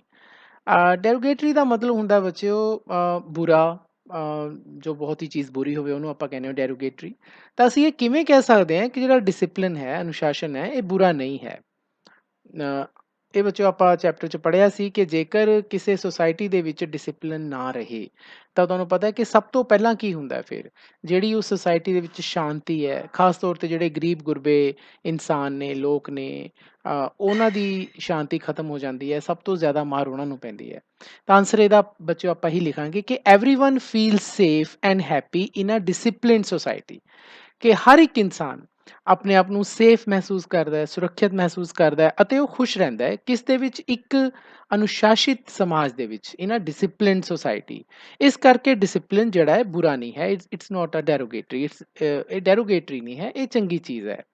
ਸਗੋਂ ਆਪਾਂ ਚੈਪਟਰ ਦੇ ਵਿੱਚ ਪੜ੍ਹਿਆ ਸੀ ਕਿ ਡੈਰੋਗੇਟਰੀ ਨਾ ਹੋ ਕੇ ਇਨੋਬਲਿੰਗ ਹੈ, ਤੁਹਾਨੂੰ ਯਾਦ ਹੋਣਾ। 14 ਕੁਐਸਚਨ ਹੈ ਬੱਚਿਓ, ਬੜਾ ਇੰਪੋਰਟੈਂਟ ਕੁਐਸਚਨ ਹੈ ਇਹ ਪੇਪਰ 'ਚ ਆਉਣ ਵਾਲਾ, ਕਿ what type of discipline is deliberately design to submerge the individual. ਕਿਸ ਤਰ੍ਹਾਂ ਦਾ ਡਿਸਿਪਲਿਨ ਹੈ ਉਹਨੂੰ ਜਾਣ ਕੇ ਡਿਜ਼ਾਈਨ ਕੀਤਾ ਗਿਆ। ਡੈਲੀਬਰੇਟਲੀ ਦਾ ਮਤਲਬ ਬੱਚਿਓ ਜਾਣ ਕੇ ਡਿਜ਼ਾਈਨ, ਮਤਲਬ ਬਣਾਇਆ ਗਿਆ ਹੈ ਕਿ ਉਸ ਦੇ ਵਿੱਚ ਜੋ ਉਸ ਸਮਾਜ ਦੇ ਵਿੱਚ ਜਿੰਨੇ ਵੀ ਰਹਿਣ ਵਾਲੇ ਬੰਦੇ ਨੇ, ਜੋ ਇਨਸਾਨ ਨੇ, ਉਹਨਾਂ ਨੂੰ ਅਸੀਂ ਸਬਮਰਜ ਕਰ ਦਈਏ। ਮਤਲਬ ਸਬਮਰਜ ਕਰ ਦਈਏ ਕਿ ਉਹਨਾਂ 'ਤੇ ਹਰ ਤਰ੍ਹਾਂ ਦੀ ਅਸੀਂ ਬੰਦਿਸ਼ਾਂ ਲਾ ਦਈਏ, ਨਾ ਉਹਨਾਂ ਨੂੰ ਬੋਲ ਸਕਣ ਦਾ ਅਧਿਕਾਰ ਹੋਵੇ, ਨਾ ਉਹਨਾਂ ਨੂੰ ਕੁਝ ਸੋਚਣ ਦਾ, ਨਾ ਕੁਝ ਕਰਨ ਦਾ, ਬਸ ਜੋ ਉਹਨਾਂ ਦਾ ਤਾਨਾਸ਼ਾਹ ਚਾਹੇ ਉਹੀ ਕਰ ਸਕਦੇ ਆ, ਅਦਰਵਾਈਜ਼ ਕੁਝ ਨਹੀਂ ਕਰ ਸਕਦੇ ਉਹ। ਤਾਂ ਇਸ ਤਰ੍ਹਾਂ ਦੇ ਡਿਸਿਪਲਿਨ ਨੂੰ ਅਸੀਂ ਕੀ ਕਹਿੰਦੇ? ਤਾਂ ਬੱਚਿਓ ਇਹਦਾ ਆਨਸਰ ਬੜਾ ਸਿੰਪਲ ਹੈ, ਦਾ ਟੋਟੈਲੀਟੇਰੀਅਨ ਡਿਸਿਪਲਿਨ। ਇਸ ਤਰ੍ਹਾਂ ਦੇ ਅਸੀਂ ਡਿਸਿਪਲਿਨ ਨੂੰ ਕੀ ਕਹਿੰਦੇ ਆ ਜੀ? ਟੋਟੈਲੀਟੇਰੀਅਨ ਡਿਸਿਪਲਿਨ। ਇੱਕ ਤਰ੍ਹਾਂ ਦਾ ਡਿਕਟੇਟਰਸ਼ਿਪ ਵਾਲਾ ਡਿਸਿਪਲਿਨ ਹੀ ਹੈ, ਜੋ ਅਸੀਂ ਹਿਟਲਰ ਦੇ ਰਾਜ 'ਚ ਦੇਖਿਆ ਹੈ। 15th ਕੁਐਸਚਨ ਹੈ ਬੱਚਿਓ ਕਿ how does the author commend the role of British railway signalman in the last war. ਤਾਂ ਇਸ ਪੈਰੇ ਦੇ ਵਿੱਚ ਬੱਚਿਓ ਸੈਕਿੰਡ ਵਰਲਡ ਵਾਰ ਦੀ ਜ਼ਿਕਰ ਹੋਇਆ ਸੀ, ਜਿਸ ਦੇ ਵਿੱਚ ਜਰਮਨੀ ਨੇ ਬ੍ਰਿਟੇਨ ਦੇ ਉੱਪਰ, ਤੁਹਾਨੂੰ ਪਤਾ ਹੈ, ਅਟੈਕ ਕੀਤਾ ਸੀ। ਮੈਂ ਤੁਹਾਨੂੰ ਸਾਰਾ ਚੈਪਟਰ ਦੇ ਵਿੱਚ ਬੜਾ ਚੰਗੀ ਤਰ੍ਹਾਂ ਸਮਝਾਇਆ ਹੈ। ਤਾਂ ਹੁੰਦਾ ਕੀ ਸੀਗਾ ਕਿ ਉਸ ਸਮੇਂ ਬ੍ਰਿਟੇਨ ਦੇ ਵਿੱਚ ਜਿਹੜੇ ਰੇਲਵੇ ਦੇ ਕਰਮਚਾਰੀ ਸੀ, ਜਿਨ੍ਹਾਂ ਦਾ ਕੰਮ ਹੁੰਦਾ ਸੀਗਾ ਕਿ ਜਿਹੜੀਆਂ ਆਉਣ ਵਾਲੀਆਂ ਰੇਲ ਸੀਗੀਆਂ ਉਹਨਾਂ ਨੂੰ ਸਿਗਨਲ ਦੇਣਾ, ਤਾਂ ਉਹ ਕਿਸ ਤਰ੍ਹਾਂ ਉਹਨਾਂ ਨੇ ਆਪਣੀ ਡਿਊਟੀ ਪਰਫਾਰਮ ਕਰੀ, ਤੇ ਉਹਦੇ ਬਾਰੇ ਕੁਐਸਚਨ ਹੈ ਕਿ ਆਥਰ ਨੇ, ਲੇਖਕ ਨੇ, ਕਮੈਂਟ ਦਾ ਮਤਲਬ ਪ੍ਰਸ਼ੰਸਾ ਕੀਤੀ ਹੈ ਬ੍ਰਿਟਿਸ਼ ਦੇ ਰੇਲਵੇ ਦੇ ਜਿਹੜੇ ਕਰਮਚਾਰੀ ਸੀ, ਜੋ ਸਿਗਨਲ ਦੇਣ ਵਾਲੇ ਕਰਮਚਾਰੀ ਸੀ, ਉਹਨਾਂ ਦੀ ਵਾਰ ਦੇ ਵਿੱਚ, ਸੈਕਿੰਡ ਵਰਲਡ ਵਾਰ ਦੇ ਵਿੱਚ ਉਸ ਦੀ ਕਿਸ ਤਰ੍ਹਾਂ ਪ੍ਰਸ਼ੰਸਾ ਕੀਤੀ ਹੈ। ਤਾਂ ਬੱਚਿਓ ਆਪਾਂ ਪੜ੍ਹਿਆ ਕਿ ਉਹ ਆਪਣੀ ਡਿਊਟੀ ਪ੍ਰਤੀ ਬਹੁਤ ਹੀ ਓਨੈਸਟ ਸੀਗੇ, ਇਮਾਨਦਾਰ ਸੀਗੇ। ਉਧਰ ਬੰਬ ਚੱਲ ਰਹੇ ਨੇ, ਬੰਬ ਗਿਰ ਰਹੇ ਨੇ, ਜਰਮਨੀ ਦੇ ਜਹਾਜ਼ ਆ ਕੇ ਜਗ੍ਹਾ ਜਗ੍ਹਾ 'ਤੇ ਬੰਬ ਸਿੱਟ ਰਹੇ ਨੇ ਲੰਡਨ ਦੇ ਵਿੱਚ, ਲੇਕਿਨ ਬ੍ਰਿਟਿਸ਼ ਜਿਹੜੇ ਸਿਗਨਲਮੈਨ ਸੀਗੇ ਉਹਨਾਂ ਨੇ ਆਪਣੀ ਡਿਊਟੀ ਕਦੇ ਨਹੀਂ ਛੱਡੀ, ਆਪਣੀ ਪੋਸਟ ਕਦੇ ਨਹੀਂ ਛੱਡੀ। ਦੇ ਨੈਵਰ ਲੈਫਟ ਦੇਅਰ ਪੋਸਟ। ਉਹਨਾਂ ਨੇ ਆਪਣੀ ਡਿਊਟੀ ਕਦੇ ਨਹੀਂ ਛੱਡੀ। ਦੇ ਸਟੂਡ ਇਨ ਦਾ ਟਾਰਗੇਟ ਏਰੀਆਜ਼। ਉਹ ਨਾ ਟਾਰਗੇਟ ਏਰੀਆਜ਼ 'ਚ ਖੜੇ ਰਹੇ ਜਿੱਥੇ ਕਿ ਬੰਬ ਆ ਕੇ ਡਿੱਗਦੇ ਸੀਗੇ, ਉਹ ਖੜੇ ਰਹੇ ਉੱਥੇ ਆਪਣੀ ਡਿਊਟੀ 'ਤੇ। ਕਿਉਂ? ਬਿਕੋਜ਼ ਦੇ ਪੁੱਟ ਦੇਅਰ ਜੌਬਸ ਬਿਫੋਰ ਦੈਮਸੈਲਵਸ। ਉਹਨਾਂ ਨੇ ਆਪਣੀ ਜੌਬ, ਜੋ ਕਿ ਦੇਸ਼ ਲਈ ਉਹ ਕੰਮ ਕਰ ਰਹੇ ਸੀ, ਉਹਨਾਂ ਨੇ ਆਪਣੀ ਜੌਬ ਨੂੰ ਅੱਗੇ ਰੱਖਿਆ ਬਜਾਏ ਆਪਣੇ ਆਪ ਨੂੰ। ਉਹਨਾਂ ਨੇ ਡੈਥ ਦੀ ਪਰਵਾਹ ਨਹੀਂ ਕੀਤੀ। ਉਹਨਾਂ ਨੇ ਇਹ ਨਹੀਂ ਦੇਖਿਆ ਕਿ ਬੰਬ ਸਾਡੇ 'ਤੇ ਗਿਰਨਗੇ, ਅਸੀਂ ਮਰ ਜਾਵਾਂਗੇ, ਨਹੀਂ, ਉਹਨਾਂ ਨੇ ਆਪਣੀ ਡਿਊਟੀ ਨੂੰ ਅੱਗੇ ਰੱਖਿਆ, ਡਿਸਿਪਲਿਨ 'ਚ ਰਹੇ। ਤੇ ਇਹੀ ਕਾਰਨ ਹੈ ਕਿ ਲੇਖਕ ਨੇ ਉਹਨਾਂ ਦੀ ਰੋਲ ਦੀ ਬਹੁਤ ਜ਼ਿਆਦਾ ਪ੍ਰੇਜ਼ ਕੀਤੀ ਹੈ ਇਸ ਚੈਪਟਰ ਦੇ ਵਿੱਚ। 16th ਕੁਐਸਚਨ ਹੈ ਕਿ how can a nation overcome an economic or military crisis. Crisis ਦਾ ਮਤਲਬ ਬੱਚਿਓ ਗੰਭੀਰ ਸੰਕਟ ਨੂੰ ਕਿਹਾ ਜਾਂਦਾ ਹੈ। ਇਕਨੋਮਿਕ ਦਾ ਮਤਲਬ ਜਦੋਂ ਕੋਈ ਆਰਥਿਕ ਲੈਵਲ ਤੇ ਇਸ ਤਰ੍ਹਾਂ ਦਾ ਸੰਕਟ ਆ ਜੇ। ਮਿਲਟਰੀ ਮਤਲਬ ਕਿਸੇ ਕੰਟਰੀ ਦੇ ਕੋਈ ਅਟੈਕ ਕਰਦੇ, ਕੋਈ ਬਾਹਰਲੀ ਕੰਟਰੀ, ਉਹਨੂੰ ਕਹਿੰਦੇ ਨੇ ਮਿਲਟਰੀ ਕ੍ਰਾਈਸਿਸ। ਤਾਂ ਇੱਕ ਨੇਸ਼ਨ ਜਿਹੜਾ ਹੁੰਦਾ, ਕੋਈ ਵੀ ਰਾਸ਼ਟਰ ਹੁੰਦਾ, ਉਹ ਕਿਸ ਤਰ੍ਹਾਂ ਦੇ ਇਸ ਤਰ੍ਹਾਂ ਦੇ ਜਿਹੜੇ ਕ੍ਰਾਈਸਿਸ ਹੁੰਦੇ ਨੇ ਉਹਨਾਂ ਨੂੰ ਉਹ ਓਵਰਕਮ, ਉਹਨਾਂ ਤੋਂ ਕਾਬੂ ਪਾ ਸਕਦਾ, ਉਹ ਤੇ ਜਿੱਤ ਪ੍ਰਾਪਤ ਕਰ ਸਕਦਾ। ਇਹ ਕੁਐਸਚਨ ਹੈ। ਆਂਸਰ ਹੈ ਜੀ, a nation can overcome its economic or military crisis by observing discipline. ਕਿ ਕੋਈ ਵੀ ਰਾਸ਼ਟਰ ਆਪਣੇ ਤੇ ਆਏ ਆਰਥਿਕ ਸੰਕਟ ਜਾਂ ਜੋ ਮਿਲਟਰੀ ਦੇ ਸੰਕਟ ਨੂੰ ਉਹ ਜਿੱਤ ਸਕਦਾ ਹੈ ਕਿਵੇਂ? ਬਾਏ ਓਬਜ਼ਰਵਿੰਗ ਡਿਸਿਪਲਿਨ, ਡਿਸਿਪਲਿਨ ਨੂੰ ਓਬਜ਼ਰਵ ਕਰਕੇ, ਮਤਲਬ ਡਿਸਿਪਲਿਨ ਦੀ ਰਾਹ 'ਤੇ ਚੱਲ ਕੇ ਉਹ ਇਹਨਾਂ ਚੀਜ਼ਾਂ ਤੋਂ ਨਿਕਲ ਸਕਦਾ ਹੈ। ਕਿਸੇ ਵੀ ਗੰਭੀਰ ਤੋਂ ਗੰਭੀਰ ਸੰਕਟ 'ਚੋਂ ਕੋਈ ਵੀ ਰਾਸ਼ਟਰ ਨਿਕਲ ਸਕਦਾ ਹੈ ਬਸ਼ਰਤੇ ਕਿ ਉਹ ਡਿਸਿਪਲਿਨ ਦੀ ਰਾਹ 'ਤੇ ਚੱਲੇ। ਲਾਸਟ ਕੁਐਸਚਨ ਹੈ ਜੀ, what according to the author is meant by democracy? Democracy ਤੁਸੀਂ ਸਾਰੇ ਜਣੇ ਪੜ੍ਹਦੇ ਹੋ ਬੱਚਿਓ, ਇਸ ਨੂੰ ਲੋਕਤੰਤਰ ਕਿਹਾ ਜਾਂਦਾ ਹੈ, ਪਰ ਆਥਰ ਦੇ ਮੁਤਾਬਕ ਵਟ ਅਕੋਰਡਿੰਗ ਟੂ ਦਾ ਆਥਰ, ਅਸੀਂ author the point of view ਦੱਸਣਾ ਹੈ ਕਿ ਡੈਮੋਕ੍ਰੇਸੀ ਦਾ ਮਤਲਬ ਕੀ ਹੈ, ਲੋਕਤੰਤਰ ਦਾ ਮਤਲਬ ਕੀ ਹੈ। ਤਾਂ ਬਿਲਕੁਲ ਲਾਸਟ 'ਚ ਆਥਰ ਨੇ ਦੱਸਿਆ ਕਿ in democracy power is not centralised to the hands of a single person. ਤਾਂ ਉਸ ਅਨੁਸਾਰ ਅਕੋਰਡਿੰਗ ਟੂ ਹਿਮ, ਮਤਲਬ ਆਥਰ ਦੇ ਅਨੁਸਾਰ ਡੈਮੋਕ੍ਰੇਸੀ ਦੇ ਵਿੱਚ, ਲੋਕਤੰਤਰ ਦੇ ਵਿੱਚ ਜਿਹੜੀ ਪਾਵਰ ਹੁੰਦੀ ਹੈ, ਸ਼ਕਤੀ ਹੁੰਦੀ ਹੈ, ਉਹ ਸੈਂਟਰਲਾਈਜ਼ ਨਹੀਂ ਹੁੰਦੀ। ਸੈਂਟਰਲਾਈਜ਼ ਦਾ ਮਤਲਬ ਇੱਕ ਜਗ੍ਹਾ ਤੇ ਕੇਂਦਰਿਤ ਨਹੀਂ ਹੁੰਦੀ, ਜਾਂ to the hands of a single person, ਇੱਕ ਪਰਸਨ ਦੇ ਹੱਥ 'ਚ ਇਹ ਸਾਰੀ ਸ਼ਕਤੀ ਨਹੀਂ ਹੁੰਦੀ। ਜਿਵੇਂ ਕਿ ਅਸੀਂ ਦੇਖਦੇ ਹਾਂ ਡਿਕਟੇਟਰਸ਼ਿਪ ਦੇ ਵਿੱਚ ਸਾਰੀ ਸ਼ਕਤੀ ਇੱਕ ਡਿਕਟੇਟਰ ਦੇ ਹੱਥ 'ਚ ਹੁੰਦੀ ਹੈ, ਤਾਨਾਸ਼ਾਹ ਦੇ ਹੱਥ 'ਚ ਹੁੰਦੀ ਹੈ, ਉਹੀ ਜੋ ਫੈਸਲੇ ਲੈਂਦਾ ਰਾਜ ਲਈ ਕਰਦਾ। ਲੇਕਿਨ ਡੈਮੋਕ੍ਰੇਸੀ 'ਚ ਐਵੇਂ ਨਹੀਂ ਹੈ। ਸਾਡਾ ਇੰਡੀਆ ਇੱਕ ਡੈਮੋਕ੍ਰੈਟਿਕ ਕੰਟਰੀ ਹੈ, ਇਸ ਦੇ ਵਿੱਚ ਸਾਰੀ ਸ਼ਕਤੀ ਕਿਸੇ ਇੱਕ ਬੰਦੇ ਦੇ ਹੱਥ 'ਚ ਨਹੀਂ। ਤੁਸੀਂ ਦੇਖੋਗੇ ਕਿ ਲੋਕਲ ਲੈਵਲਸ, ਲੋਕਲ ਬਾਡੀਜ਼ 'ਚ ਵੀ ਸ਼ਕਤੀਆਂ ਨੇ, ਪੰਚਾਇਤਾਂ ਕੋਲ ਆਪਣੀਆਂ ਸ਼ਕਤੀਆਂ ਨੇ, ਸਾਡੀ ਮਿਊਨਿਸਪਲ ਕਮੇਟੀਆਂ ਕੋਲ ਆਪਣੀਆਂ ਸ਼ਕਤੀਆਂ ਨੇ, ਰਾਜ ਸਰਕਾਰ ਦੀਆਂ ਆਪਣੀਆਂ ਨੇ, ਤੇ ਕੇਂਦਰ ਸਰਕਾਰ ਦੀਆਂ ਆਪਣੀਆਂ ਨੇ। ਇਸ ਕਰਕੇ ਇਹ ਸ਼ਕਤੀ ਇੱਕ ਹੱਦ ਤੱਕ ਸੀਮਿਤ ਨਹੀਂ ਹੈ। No one shirks his work in democracy, ਤੇ ਕੋਈ ਵੀ ਆਪਣੇ ਕੰਮ ਤੋਂ, ਜੋ ਉਸਨੂੰ ਜ਼ਿੰਮੇਵਾਰੀ ਮਿਲੀ ਹੈ, ਉਸ ਤੋਂ ਜੀ ਨਹੀਂ ਚੁਰਾ ਸਕਦਾ। ਸ਼ਰਕ ਦਾ ਮਤਲਬ ਹੁੰਦਾ ਜੀ ਚੁਰਾਣਾ। ਉਹ ਆਪਣੇ ਕੰਮ ਤੋਂ ਜੀ ਨਹੀਂ ਚੁਰਾ ਸਕਦਾ। ਕਿਸ ਦੇ ਵਿੱਚ? ਡੈਮੋਕ੍ਰੇਸੀ ਦੇ ਵਿੱਚ, ਲੋਕਤੰਤਰ ਦੇ ਵਿੱਚ ਉਸਨੂੰ ਆਪਣੇ ਕੰਮ ਸਾਰੇ ਕਰਨੇ ਹੀ ਪੈਣਗੇ। ਤਾਂ ਉਮੀਦ ਹੈ ਬੱਚਿਓ ਤੁਹਾਨੂੰ ਇਹ ਸਾਰੇ ਕੁਐਸਚਨ ਆਨਸਰਸ ਸਮਝ ਆ ਗਏ ਹੋਣਗੇ। ਤੁਸੀਂ ਇਹ ਸਾਰੇ ਕੁਐਸਚਨ ਆਨਸਰਸ ਆਪਣੀ ਫੇਅਰ ਨੋਟਬੁੱਕਸ 'ਤੇ ਜ਼ਰੂਰ ਨੋਟ ਕਰ ਲੈਣੇ ਨੇ। ਹੁਣ ਅਸੀਂ ਐਕਸਰਸਾਈਜ਼ਸ ਵੱਲ ਰੁਕ ਕਰਦੇ ਹਾਂ। ਸਟੂਡੈਂਟਸ, ਅਸੀਂ ਆਪਣੀ ਵੋਕੈਬਲਰੀ ਪ੍ਰੈਕਟਿਸ ਦੀ ਪਹਿਲੀ ਐਕਸਰਸਾਈਜ਼ ਕਰਨ ਜਾ ਰਹੇ ਹਾਂ। ਇਸ ਦੇ ਵਿੱਚ ਕੁਝ ਵਰਡਸ ਨੇ ਜੋ ਤੁਹਾਨੂੰ ਲੈਫਟ ਹੈਂਡ ਸਾਈਡ 'ਤੇ ਦਿੱਤੇ ਹੋਏ ਨੇ, ਅਤੇ ਰਾਈਟ ਹੈਂਡ ਸਾਈਡ 'ਤੇ ਉਸਦੇ ਤਿੰਨ ਮਤਲਬ ਹੋਰ ਦੇ ਰੱਖੇ ਨੇ। ਤਿੰਨ ਆਪਸ਼ਨਸ ਦੇ ਰੱਖੀਆਂ ਨੇ, ਜਿਹਦੇ ਵਿੱਚੋਂ ਇੱਕ ਸਹੀ ਹੈ ਅਤੇ ਬਾਕੀ ਦੋ ਗਲਤ ਨੇ। ਇੱਕ ਤਰ੍ਹਾਂ ਨਾਲ ਇਹ ਸਿਨੋਨਿਮਸ ਵਰਗੇ ਨੇ। ਕਰੈਕਟ ਮੀਨਿੰਗ ਆਪਾਂ ਨੇ ਦੱਸਣਾ ਹੈ ਕਿ ਸਹੀ ਮਤਲਬ ਕੀ ਹੈ, ਸਹੀ ਉੱਤਰ ਕੀ ਹੈ। ਤਿੰਨਾਂ ਦੇ ਵਿੱਚੋਂ ਜੋ ਸਹੀ ਹੈ ਉਸ ਨੂੰ ਆਪਾਂ ਚੂਜ਼ ਕਰਾਂਗੇ। ਸਭ ਤੋਂ ਪਹਿਲਾ ਵਰਡ ਹੈ ਚੂਜ਼। ਚੂਜ਼ ਦਾ ਮਤਲਬ ਹੁੰਦਾ ਹੈ ਜੀ ਕੋਈ ਚੀਜ਼ ਸਿਲੈਕਟ ਕਰਨੀ। ਜਦ ਆਪਾਂ ਕੋਈ ਕਈ ਸਾਰੀਆਂ ਚੀਜ਼ਾਂ ਪਈਆਂ ਹੋਣ, ਉਹਨਾਂ 'ਚੋਂ ਆਪਾਂ ਇੱਕ ਚੀਜ਼ ਲੈਂਦੇ ਹਾਂ ਤਾਂ ਉਸ ਨੂੰ ਆਪਾਂ ਚੂਜ਼ ਕਰਨਾ ਕਹਿੰਦੇ ਹਾਂ। ਤਾਂ ਬਿਲਕੁਲ ਸਿੰਪਲ ਜਿਹਾ ਵਰਡ ਹੈ, ਤਾਂ ਇਹਦਾ ਆਨਸਰ ਹੋ ਗਿਆ ਜੀ ਏ, ਸਿਲੈਕਟ। ਸਿਲੈਕਟ ਇਹਦਾ ਆਨਸਰ ਹੋ ਗਿਆ। ਸੈਕਿੰਡ ਵਰਡ ਹੈ ਜੀ ਸਰਮਨ। ਤਾਂ ਤੁਹਾਨੂੰ ਪਤਾ ਬੱਚਿਓ, ਜਦੋਂ ਆਪਾਂ ਚੈਪਟਰ ਦੇ ਵਿੱਚ ਪੜ੍ਹਿਆ ਸੀ, ਸ਼ੁਰੂ ਦੇ ਵਿੱਚ ਹੀ ਹੋਲੀ ਸਰਮਨ ਦੀ ਗੱਲ ਆਈ ਸੀ ਕਿ ਜੋ Jesus Christ sermon on the Mount ਦੇ ਵਿੱਚ ਦਿੰਦੇ। ਮੈਂ ਤੁਹਾਨੂੰ ਉਹਦੀ ਪਿਕ ਵੀ ਦਿਖਾਈ ਸੀ ਜਦੋਂ ਮੈਂ ਚੈਪਟਰ ਤੁਹਾਨੂੰ ਸਮਝਾਇਆ ਸੀ, ਜਿਸ ਦੇ ਵਿੱਚ ਜੀਸਸ ਕ੍ਰਾਈਸਟ ਕਹਿੰਦੇ ਆ ਕਿ ਸੈਲਫ ਡਿਸਿਪਲਿਨ 'ਚ ਰਹਿਣਾ ਚਾਹੀਦਾ ਹੈ। ਤਾਂ ਉੱਥੇ ਵਰਡ ਆਇਆ ਸੀ ਸਰਮਨ। ਤਾਂ ਇਹਦਾ ਮਤਲਬ ਹੁੰਦਾ ਬੱਚਿਓ ਹੋਲੀ ਲੈਕਚਰ, ਇੱਕ ਜੋ ਪਵਿੱਤਰ ਕੋਈ ਆਪਣੇ ਉਪਦੇਸ਼ ਦਿੰਦਾ ਹੈ, ਉਸ ਨੂੰ ਅਸੀਂ ਕਹਿੰਦੇ ਹਾਂ ਜੀ ਸਰਮਨ। ਤੀਸਰਾ ਹੈ ਇਨਕਲੀਨੇਸ਼ਨ। ਇਹ ਕੁਐਸਚਨ ਦੇ ਵਿੱਚ ਵੀ ਵਰਡ ਆਇਆ ਸੀ। ਇਨਕਲੀਨੇਸ਼ਨ ਦਾ ਮਤਲਬ ਹੁੰਦਾ ਝੁਕਾਵ, ਜਿਸ ਨੂੰ ਅਸੀਂ ਬੈਂਟ ਆਫ ਮਾਈਂਡ ਕਹਿ ਦਿੰਦੇ ਹਾਂ। ਬੈਂਟ ਆਫ ਮਾਈਂਡ, ਸਾਡੇ ਮਨ ਦਾ ਝੁਕਾਵ ਕਿਸ ਤਰਫ ਹੈ, ਉਸ ਨੂੰ ਅਸੀਂ ਇਨਕਲੀਨੇਸ਼ਨ ਜਾਂ ਬੈਂਟ ਆਫ ਮਾਈਂਡ ਕਹਿ ਦਿੰਦੇ ਹਾਂ। ਫੋਰਥ ਹੈ ਜੀ ਅਨਅਵੋਇਡੇਬਲ। ਅਨਅਵੋਇਡੇਬਲ ਵੀ ਅਸੀਂ ਹੁਣੀ ਕੁਐਸਚਨ ਆਨਸਰ 'ਚ ਪੜ੍ਹ ਕੇ ਦੇਖਿਆ ਹੈ ਕਿ ਜਿਸ ਨੂੰ ਅਸੀਂ ਨਾ ਮਤਲਬ ਉਸ ਨੂੰ ਅੱਖੋਂ ਓਹਲੇ ਨਹੀਂ ਕਰ ਸਕਦੇ, ਸਾਨੂੰ ਮੰਨਣਾ ਹੀ ਪਏਗਾ। ਤਾਂ ਉਹਨੂੰ ਅਸੀਂ ਕਹਿੰਦੇ ਹਾਂ ਅਨਅਵੋਇਡੇਬਲ। ਤਾਂ ਇਹਦਾ ਆਨਸਰ ਹੋ ਗਿਆ ਜੀ ਇਨਐਵੀਟੇਬਲ। ਇਨਐਵੀਟੇਬਲ ਅਤੇ ਅਨਅਵੋਇਡੇਬਲ ਬਿਲਕੁਲ ਇੱਕੋ ਚੀਜ਼ ਹੈ। ਜਿਸ ਚੀਜ਼ ਨੂੰ ਸਾਨੂੰ ਮੰਨਣਾ ਹੀ ਪਏਗਾ, ਡਿਸਿਪਲਿਨ ਸਾਡੇ ਸਾਰਿਆਂ ਦੇ ਲਈ ਅਨਅਵੋਇਡੇਬਲ ਹੈ, ਇਨਐਵੀਟੇਬਲ ਹੈ। ਫਿਫਥ ਹੈ ਜੀ ਐਕਨੋਲੇਜ। ਐਕਨੋਲੇਜ ਵਰਡ ਵੀ ਅਸੀਂ ਕੁਐਸਚਨ ਆਨਸਰਸ ਹੁਣੀ ਕਰਕੇ ਹਟੇ ਹਾਂ। ਐਕਨੋਲੇਜ ਦਾ ਮਤਲਬ ਹੁੰਦਾ ਜੀ ਨੋ ਟੂ ਬੀ ਕਰੈਕਟ। ਜੋ ਚੀਜ਼ ਸਹੀ ਹੈ ਉਸ ਨੂੰ ਅਸੀਂ ਮੰਨੀਏ, know to be correct. Sixth green. ਤਾਂ ਗ੍ਰੀਨ ਵਰਡ ਬੱਚੇ ਉਦੋਂ ਆਉਂਦਾ ਹੈ ਜਦੋਂ ਸਰ ਵਿਲੀਅਮ ਸਲਿਨ ਆਪਣੀ ਇੱਕ ਘਟਨਾ ਦੱਸਦੇ ਨੇ, ਜਿਸ ਵਿੱਚ ਉਹਨਾਂ ਨੇ ਪ੍ਰਾਈਵੇਟ ਸੋਲਜਰ ਦੇ ਸੈਲਿਊਟ ਨੂੰ ਗਲਤ ਢੰਗ ਨਾਲ ਐਕਨੋਲੇਜ ਕੀਤਾ ਸੀ ਅਤੇ ਫਿਰ ਉਹਨਾਂ ਨੂੰ ਸਜ਼ਾ ਮਿਲੀ। ਤੁਹਾਨੂੰ ਪਤਾ ਫਿਰ ਸਾਰਾ ਉਹਨਾਂ ਦੀ ਬਟਾਲੀਅਨ ਬਾਹਰ ਆ ਗਈ ਸੀ, ਅਤੇ ਜਦੋਂ ਆ ਕੇ ਬਾਰ-ਬਾਰ ਸਲਿਊਟ ਕਰ ਰਹੇ ਸੀ ਤਾਂ ਉਹਨਾਂ ਦੇ ਜਿਹੜੇ ਨਾਲ ਦੇ ਬੰਦੇ ਹੈ ਤਾਂ ਉਹ ਗ੍ਰੀਨਿੰਗ ਕਰ ਰਹੇ ਸੀ। ਤਾਂ ਉੱਥੇ ਵਰਡ ਆਇਆ ਸੀ ਗ੍ਰੀਨ। ਗ੍ਰੀਨ ਦਾ ਮਤਲਬ ਹੁੰਦਾ ਜਦੋਂ ਆਪਾਂ ਬੱਚੇ ਉਹ ਸਮਾਈਲ ਕਰਦੇ ਹਾਂ, ਪਰ ਥੋੜ੍ਹਾ ਜਿਹਾ ਜ਼ਿਆਦਾ ਹੀ ਖੁੱਲ੍ਹ ਕੇ ਸਮਾਈਲ ਕਰਦੇ ਹਾਂ, ਆਪਣਾ ਚਿਹਰੇ ਦੇ ਉੱਪਰ ਵੱਡਾ ਹੀ ਸਾਰੀ ਸਮਾਈਲ ਲੈ ਕੇ ਆਉਂਦੇ ਹਾਂ, ਉਹਨੂੰ ਅਸੀਂ ਕਹਿੰਦੇ ਹਾਂ ਸਮਾਈਲ ਵਾਈਡਲੀ। ਤਾਂ ਇਹਦਾ ਆਨਸਰ ਗ੍ਰੀਨ ਦਾ ਮਤਲਬ ਹੋ ਗਿਆ ਜੀ ਸਮਾਈਲ ਵਾਈਡਲੀ। 7th ਹੋ ਗਿਆ ਟੈਕਨੀਕ। ਟੈਕਨੀਕ ਦਾ ਮਤਲਬ ਤੁਹਾਨੂੰ ਪਤਾ ਹੀ ਹੈ, ਬੜਾ ਸਿੰਪਲ ਜਿਹਾ, ਇਸ ਨੂੰ ਅਸੀਂ ਮੈਥਡ ਕਹਿੰਦੇ ਆ, ਢੰਗ ਕਹਿੰਦੇ ਆ ਜੀ। ਟੈਕਨੀਕ ਦਾ ਮਤਲਬ ਮੈਥਡ ਹੋ ਗਿਆ। 8th ਕੁਐਸਚਨ ਡੈਰੋਗੇਟਰੀ, ਅਸੀਂ ਹੁਣੀ ਪੜ੍ਹਿਆ ਹੈ, ਜੋ ਚੀਜ਼ ਬੁਰੀ ਹੈ, ਸਹੀ ਨਹੀਂ ਹੈ। ਇਨਸਲਟਿੰਗ, ਤਾਂ ਇਹਦਾ ਮਤਲਬ ਹੋ ਗਿਆ ਜੀ ਇਨਸਲਟਿੰਗ, ਜੋ ਚੀਜ਼ ਸਾਡੇ ਲਈ ਇਨਸਲਟ ਦਾ ਕਾਰਨ ਬਣੇ ਉਸ ਨੂੰ ਅਸੀਂ ਡੈਰੋਗੇਟਰੀ ਕਹਿੰਦੇ ਆ। 9th ਹੈ ਜੀ ਇਨੀਸ਼ੀਏਟਿਵ। ਇਨੀਸ਼ੀਏਟਿਵ ਦਾ ਮਤਲਬ ਜਦੋਂ ਕੋਈ ਬੰਦਾ ਆਪ ਕੰਮ ਕਰਦਾ ਹੈ ਅੱਗੇ ਹੋ ਕੇ, ਉਸ ਨੂੰ ਅਸੀਂ ਇਨੀਸ਼ੀਏਟਿਵ ਕਹਿੰਦੇ ਆ। ਤਾਂ ਨੈਚੁਰਲੀ ਕੋਈ ਵੀ ਕੰਮ ਕਰਨ ਦੇ ਲਈ ਸਾਨੂੰ ਕਰੇਜ ਕਰਨਾ ਪਏਗਾ, ਤਾਂ ਆਨਸਰ ਹੋ ਗਿਆ ਜੀ ਕਰੇਜ ਟੂ ਸਟਾਰਟ। ਕੋਈ ਅਸੀਂ ਨਵਾਂ ਕੰਮ ਕਰਦੇ ਹਾਂ, ਨਵਾਂ ਕੰਮ ਕਰਨ ਦੇ ਲਈ ਹੌਸਲਾ ਕਰਦੇ ਹਾਂ, ਉਸ ਨੂੰ ਅਸੀਂ ਇਨੀਸ਼ੀਏਟਿਵ ਜਾਂ ਕਰੇਜ ਟੂ ਸਟਾਰਟ ਕਹਿੰਦੇ ਹਾਂ। ਲਾਸਟ ਵਰਡ ਹੈ ਜੀ ਕ੍ਰਾਈਸਿਸ। ਇਹ ਵੀ ਅਸੀਂ ਹੁਣੀ ਪੜ੍ਹਿਆ। ਕ੍ਰਾਈਸਿਸ ਦਾ ਮਤਲਬ ਹੁੰਦਾ ਜੀ ਇੱਕ ਗੰਭੀਰ ਸੰਕਟ, ਆ ਡਿਫਿਕਲਟ ਸਿਚੁਏਸ਼ਨ। ਤਾਂ ਇਹ ਆਨਸਰ ਹੋ ਗਿਆ ਜੀ। ਉਮੀਦ ਹੈ ਕਿ ਤੁਹਾਨੂੰ ਬੱਚਿਓ ਇਹ ਸਾਰੇ ਵਰਡ ਸਮਝ ਆ ਗਏ ਹੋਣਗੇ। ਆਪਣੀਆਂ ਫੇਅਰ ਨੋਟਬੁੱਕਸ 'ਤੇ ਜ਼ਰੂਰ ਨੋਟ ਕਰ ਲੈਣੇ ਆ।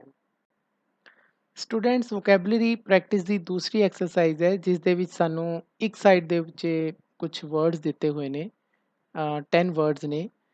ਉਹਨਾਂ ਦੇ ਸਾਨੇ ਐਡਜੈਕਟਿਵਸ ਬਣਾਉਣੇ ਨੇ। ਐਡਜੈਕਟਿਵ ਤੁਹਾਨੂੰ ਪਤਾ ਬੱਚਿਓ ਵਿਸ਼ੇਸ਼ਣ ਨੂੰ ਕਿਹਾ ਜਾਂਦਾ ਹੈ, ਅਤੇ ਤੁਹਾਨੂੰ ਇਹ ਵੀ ਪਤਾ ਹੈ ਕਿ ਐਡਜੈਕਟਿਵਸ ਕੀ ਹੁੰਦੇ ਨੇ। ਉਹ ਵਰਡਸ ਜਿਹੜੇ ਨਾਊਨਸ ਜਾਂ ਪ੍ਰਨਾਊਨਸ ਨੂੰ ਮੋਡੀਫਾਈ ਕਰਕੇ ਦੱਸਦੇ ਨੇ, ਉਹਨਾਂ ਨੂੰ ਅਸੀਂ ਐਡਜੈਕਟਿਵਸ ਕਹਿੰਦੇ ਹਾਂ। ਤਾਂ ਤੁਹਾਡੇ ਲੈਫਟ ਹੈਂਡ ਸਾਈਡ ਦੇ ਉੱਪਰ ਜਿਹੜੇ ਵਰਡਸ ਦਿੱਤੇ ਹੋਏ ਨੇ ਬੱਚਿਓ, ਇਹ ਜਾਂ ਤਾਂ ਨਾਊਨਸ ਨੇ ਜਾਂ ਕੁਛ ਇਹਨਾਂ 'ਚ ਵਰਬਸ ਨੇ, ਪਰ ਅਸੀਂ ਉਹਨਾਂ ਦੇ ਐਡਜੈਕਟਿਵਸ ਬਣਾਉਣੇ ਆ। ਸ਼ੁਰੂ ਕਰਦੇ ਹਾਂ ਜੀ। ਪਹਿਲਾ ਵਰਡ ਹੈ ਸਾਡਾ ਓਰਨਾਮੈਂਟ। ਓਰਨਾਮੈਂਟ ਗਹਿਣੇ ਨੂੰ ਕਿਹਾ ਜਾਂਦਾ ਹੈ, ਨਾਊਨ ਹੈ ਜੀ, ਲੇਕਿਨ ਜਦੋਂ ਅਸੀਂ ਇਸ ਦਾ ਐਡਜੈਕਟਿਵ ਬਣਾਉਂਦੇ ਹਾਂ ਤਾਂ ਇਹ ਬਣ ਜਾਂਦਾ ਹੈ ਓਰਨਾਮੈਂਟਲ। ਤਾਂ ਅਸੀਂ ਇਹ ਲਿਖਤਾ ਜੀ ਓਰਨਾਮੈਂਟਲ। ਦੂਸਰਾ ਵਰਡ ਹੈ ਜੀ ਡਿਲਾਈਟ। ਡਿਲਾਈਟ ਖੁਸ਼ੀ ਨੂੰ ਕਿਹਾ ਜਾਂਦਾ ਹੈ, ਇਹ ਵੀ ਇੱਕ ਨਾਊਨ ਹੈ, ਲੇਕਿਨ ਜਦੋਂ ਅਸੀਂ ਇਸ ਦਾ ਐਡਜੈਕਟਿਵ ਬਣਾਉਂਦੇ ਹਾਂ ਤਾਂ ਇਹ ਬਣ ਜਾਂਦਾ ਹੈ ਜੀ ਖੁਸ਼ੀ ਭਰਿਆ, ਡਿਲਾਈਟਫੁਲ। ਤੀਸਰਾ ਹੈ ਬਿਜ਼ਨਸ। ਵਪਾਰ ਨੂੰ ਕਿਹਾ ਜਾਂਦਾ ਹੈ, ਇਹ ਵੀ ਇੱਕ ਨਾਊਨ ਹੈ, ਲੇਕਿਨ ਜਦੋਂ ਅਸੀਂ ਇਸ ਦਾ ਐਡਜੈਕਟਿਵ ਬਣਾਉਂਦੇ ਹਾਂ ਇਹ ਬਣ ਜਾਂਦਾ ਹੈ ਬਿਜ਼ੀ। ਆਪਾਂ ਕਹਿੰਦੇ ਹਾਂ ਉਹ ਬੜਾ ਬਿਜ਼ੀ ਹੈ, ਅੱਜ ਕੱਲ੍ਹ ਬੜਾ ਰੁੱਝਿਆ ਹੋਇਆ ਹੈ, ਤਾਂ ਉਸ ਨੂੰ ਅਸੀਂ ਬਿਜ਼ੀ ਐਡਜੈਕਟਿਵ ਯੂਜ਼ ਕਰ ਲਿਆ। ਯੂਜ਼ ਵਰਬ ਹੋ ਗਈ ਜੀ, ਲੇਕਿਨ ਜਦੋਂ ਅਸੀਂ ਇਸ ਨੂੰ ਐਡਜੈਕਟਿਵ ਬਣਾਵਾਂਗੇ ਇਹ ਬਣ ਜਾਏਗਾ ਯੂਜ਼ਫੁਲ, ਉਪਯੋਗੀ। ਯੂਜ਼ ਦਾ ਮਤਲਬ ਕੋਈ ਚੀਜ਼ ਵਰਤਣਾ, ਯੂਜ਼ਫੁਲ ਉਪਯੋਗੀ ਹੋ ਗਈ।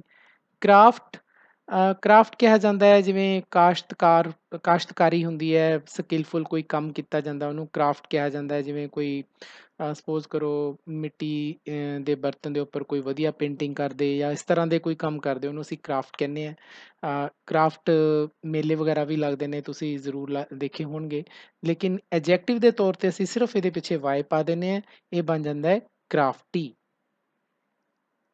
ਓਕੇ ਜੀ। ਟੇਸਟ। ਟੇਸਟ ਦਾ ਮਤਲਬ ਤੁਹਾਨੂੰ ਪਤਾ ਹੀ ਹੈ, ਸਵਾਦ ਤੋਂ ਲਿਆ ਗਿਆ ਵਰਬ ਹੈ ਜੀ, ਤਾਂ ਇਸ ਨੂੰ ਵੀ ਅਸੀਂ ਟੇਸਟੀ, ਲੇਕਿਨ ਇੱਥੇ ਥੋੜ੍ਹੀ ਜਿਹੀ ਕੁੰਡੀ ਹੈ ਕਿ ਈ ਦੀ ਥਾਂ 'ਤੇ ਅਸੀਂ ਵਾਈ ਪਾ ਦੇਣੀ ਹੈ, ਟੇਸਟੀ। ਕਿਊਰੀਓਸਿਟੀ। ਕਿਊਰੀਓਸਿਟੀ ਦਾ ਮਤਲਬ ਹੁੰਦਾ ਬੱਚਿਓ ਜਦੋਂ ਸਾਨੂੰ ਕੋਈ ਬੜੀ ਜਿਗਿਆਸਾ ਹੋਵੇ ਕਿ ਆਹ ਕਿਵੇਂ ਹੋਏਗਾ, ਕੀ ਹੋ ਗਿਆ, ਇਸ ਤਰ੍ਹਾਂ ਦੀ। ਤਾਂ ਇਸ ਦਾ ਐਡਜੈਕਟਿਵ ਹੁੰਦਾ ਜੀ ਕਿਊਰੀਅਸ, CURIOUS, ਕਿਊਰੀਅਸ। ਮੈਮਰੀ, ਯਾਦ ਨੂੰ ਕਿਹਾ ਜਾਂਦਾ ਹੈ, ਨਾਊਨ ਹੈ। ਮੈਮਰੀ ਤੋਂ ਮੈਮੋਰੀਅਲ, ਇਹ ਤੁਸੀਂ ਕੋਈ ਨਾ ਕੋਈ ਜ਼ਰੂਰ ਕੋਈ ਯਾਦਗਾਰ ਦੇਖੀ ਹੋਏਗੀ, ਕਦੇ ਕਿਸੇ ਤੁਸੀਂ ਹਿਸਟੋਰੀਕਲ ਬਿਲਡਿੰਗ ਜਾਂ ਕਿਸੇ ਸੈਰ 'ਤੇ ਗਏ ਹੋਵੋਗੇ, ਮੈਮੋਰੀਅਲਸ ਹੁੰਦੇ ਹੈ ਉੱਥੇ, ਤਾਂ ਮੈਮਰੀ ਤੋਂ ਮੈਮੋਰੀਅਲ ਬਣਦਾ ਹੈ। ਮੈਮਰੀ ਯਾਦ ਹੋ ਗਈ, ਮੈਮੋਰੀਅਲ ਯਾਦਗਾਰ ਹੋ ਗਈ। ਵਿਟ, ਹਾਜ਼ਰ ਜਵਾਬ ਨੂੰ ਕਿਹਾ ਜਾਂਦਾ ਹੈ, ਅਤੇ ਇਸ ਦਾ ਅਸੀਂ ਬੜਾ ਸਿੰਪਲ ਜਿਹਾ ਬਣਾਉਂਦੇ ਹਾਂ ਕਿ ਵਿਟੀ, ਇਸ ਦੇ ਵਿੱਚ ਡਬਲ ਟੀ ਪਾ ਦਿੰਦੇ ਹਾਂ, ਵਿਟੀ ਜੋ ਹਾਜ਼ਰ ਜਵਾਬ ਹੋਵੇ, ਜਿਸ ਨੂੰ ਬੜੀ ਅਕਲ ਹੋਵੇ, ਬੜੀ ਵਧੀਆ ਗੱਲ ਕਰੇ। ਡਿਫੈਕਟ। ਡਿਫੈਕਟ ਦਾ ਮਤਲਬ ਕੋਈ ਕਮੀ, ਕੋਈ ਕਮੀ ਪੇਸ਼ੀ ਨੂੰ ਡਿਫੈਕਟ ਕਿਹਾ ਜਾਂਦਾ ਹੈ। ਇਹ ਨਾਊਨ ਹੋ ਗਿਆ, ਵਰਬੀ ਤੌਰ 'ਤੇ ਯੂਜ਼ ਵੀ ਹੋ ਜਾਂਦਾ ਹੈ, ਲੇਕਿਨ ਐਡਜੈਕਟਿਵ ਦੇ ਤੌਰ 'ਤੇ ਅਸੀਂ ਇਸ ਨੂੰ ਡਿਫੈਕਟਿਵ ਕਹਾਂਗੇ, ਡਿਫੈਕਟਿਵ। ਤਾਂ ਇਸ ਤਰ੍ਹਾਂ ਅਸੀਂ ਸਾਰੇ ਵਰਡਸ ਦੇ ਐਡਜੈਕਟਿਵਸ ਬਣਾ ਲਏ ਜੀ। ਇਹਨਾਂ ਨੂੰ ਆਪਣੀਆਂ ਫੇਅਰ ਨੋਟਬੁੱਕਸ 'ਤੇ ਨੋਟ ਕਰ ਲੈਣਾ ਹੈ। ਸਟੂਡੈਂਟਸ, ਗ੍ਰਾਮਰ ਐਕਸਰਸਾਈਜ਼ਿਸ ਦੀ ਅਸੀਂ ਪਹਿਲੀ ਐਕਸਰਸਾਈਜ਼ ਸੋਲਵ ਕਰਾਂਗੇ।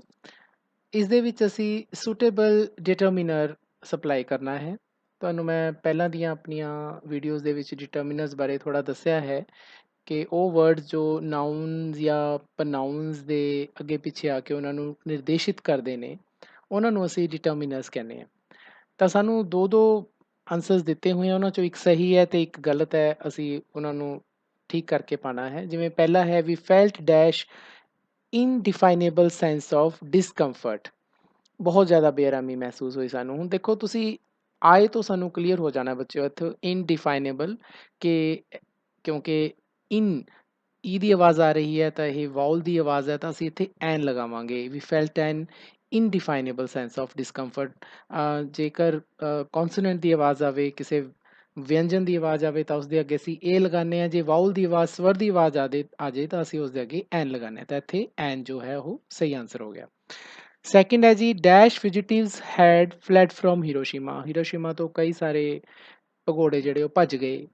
ਤਾਂ ਹੁਣ ਸਾਡੇ ਕੋਲ ਜਾਂ ਤਾਂ ਮੈਨੀ ਹੈ ਜਾਂ ਮੱਚ ਹੈ। ਦੇਖੋ ਮੈਨੀ ਉਹਨਾਂ ਚੀਜ਼ਾਂ ਦੇ ਅੱਗੇ ਲੱਗਦਾ ਜਿਨ੍ਹਾਂ ਨੂੰ ਅਸੀਂ ਕਾਊਂਟ ਕਰ ਸਕੀਏ, ਮੱਚ ਉਹਨਾਂ ਦੇ ਅੱਗੇ ਲੱਗਦਾ ਜਿਨ੍ਹਾਂ ਨੂੰ ਅਸੀਂ ਕਾਊਂਟ ਨਾ ਕਰ ਸਕੀਏ, ਜਸਟ ਅਸੀਂ ਉਸ ਦੀ ਮਿਣਤੀ ਕਰ ਸਕੀਏ।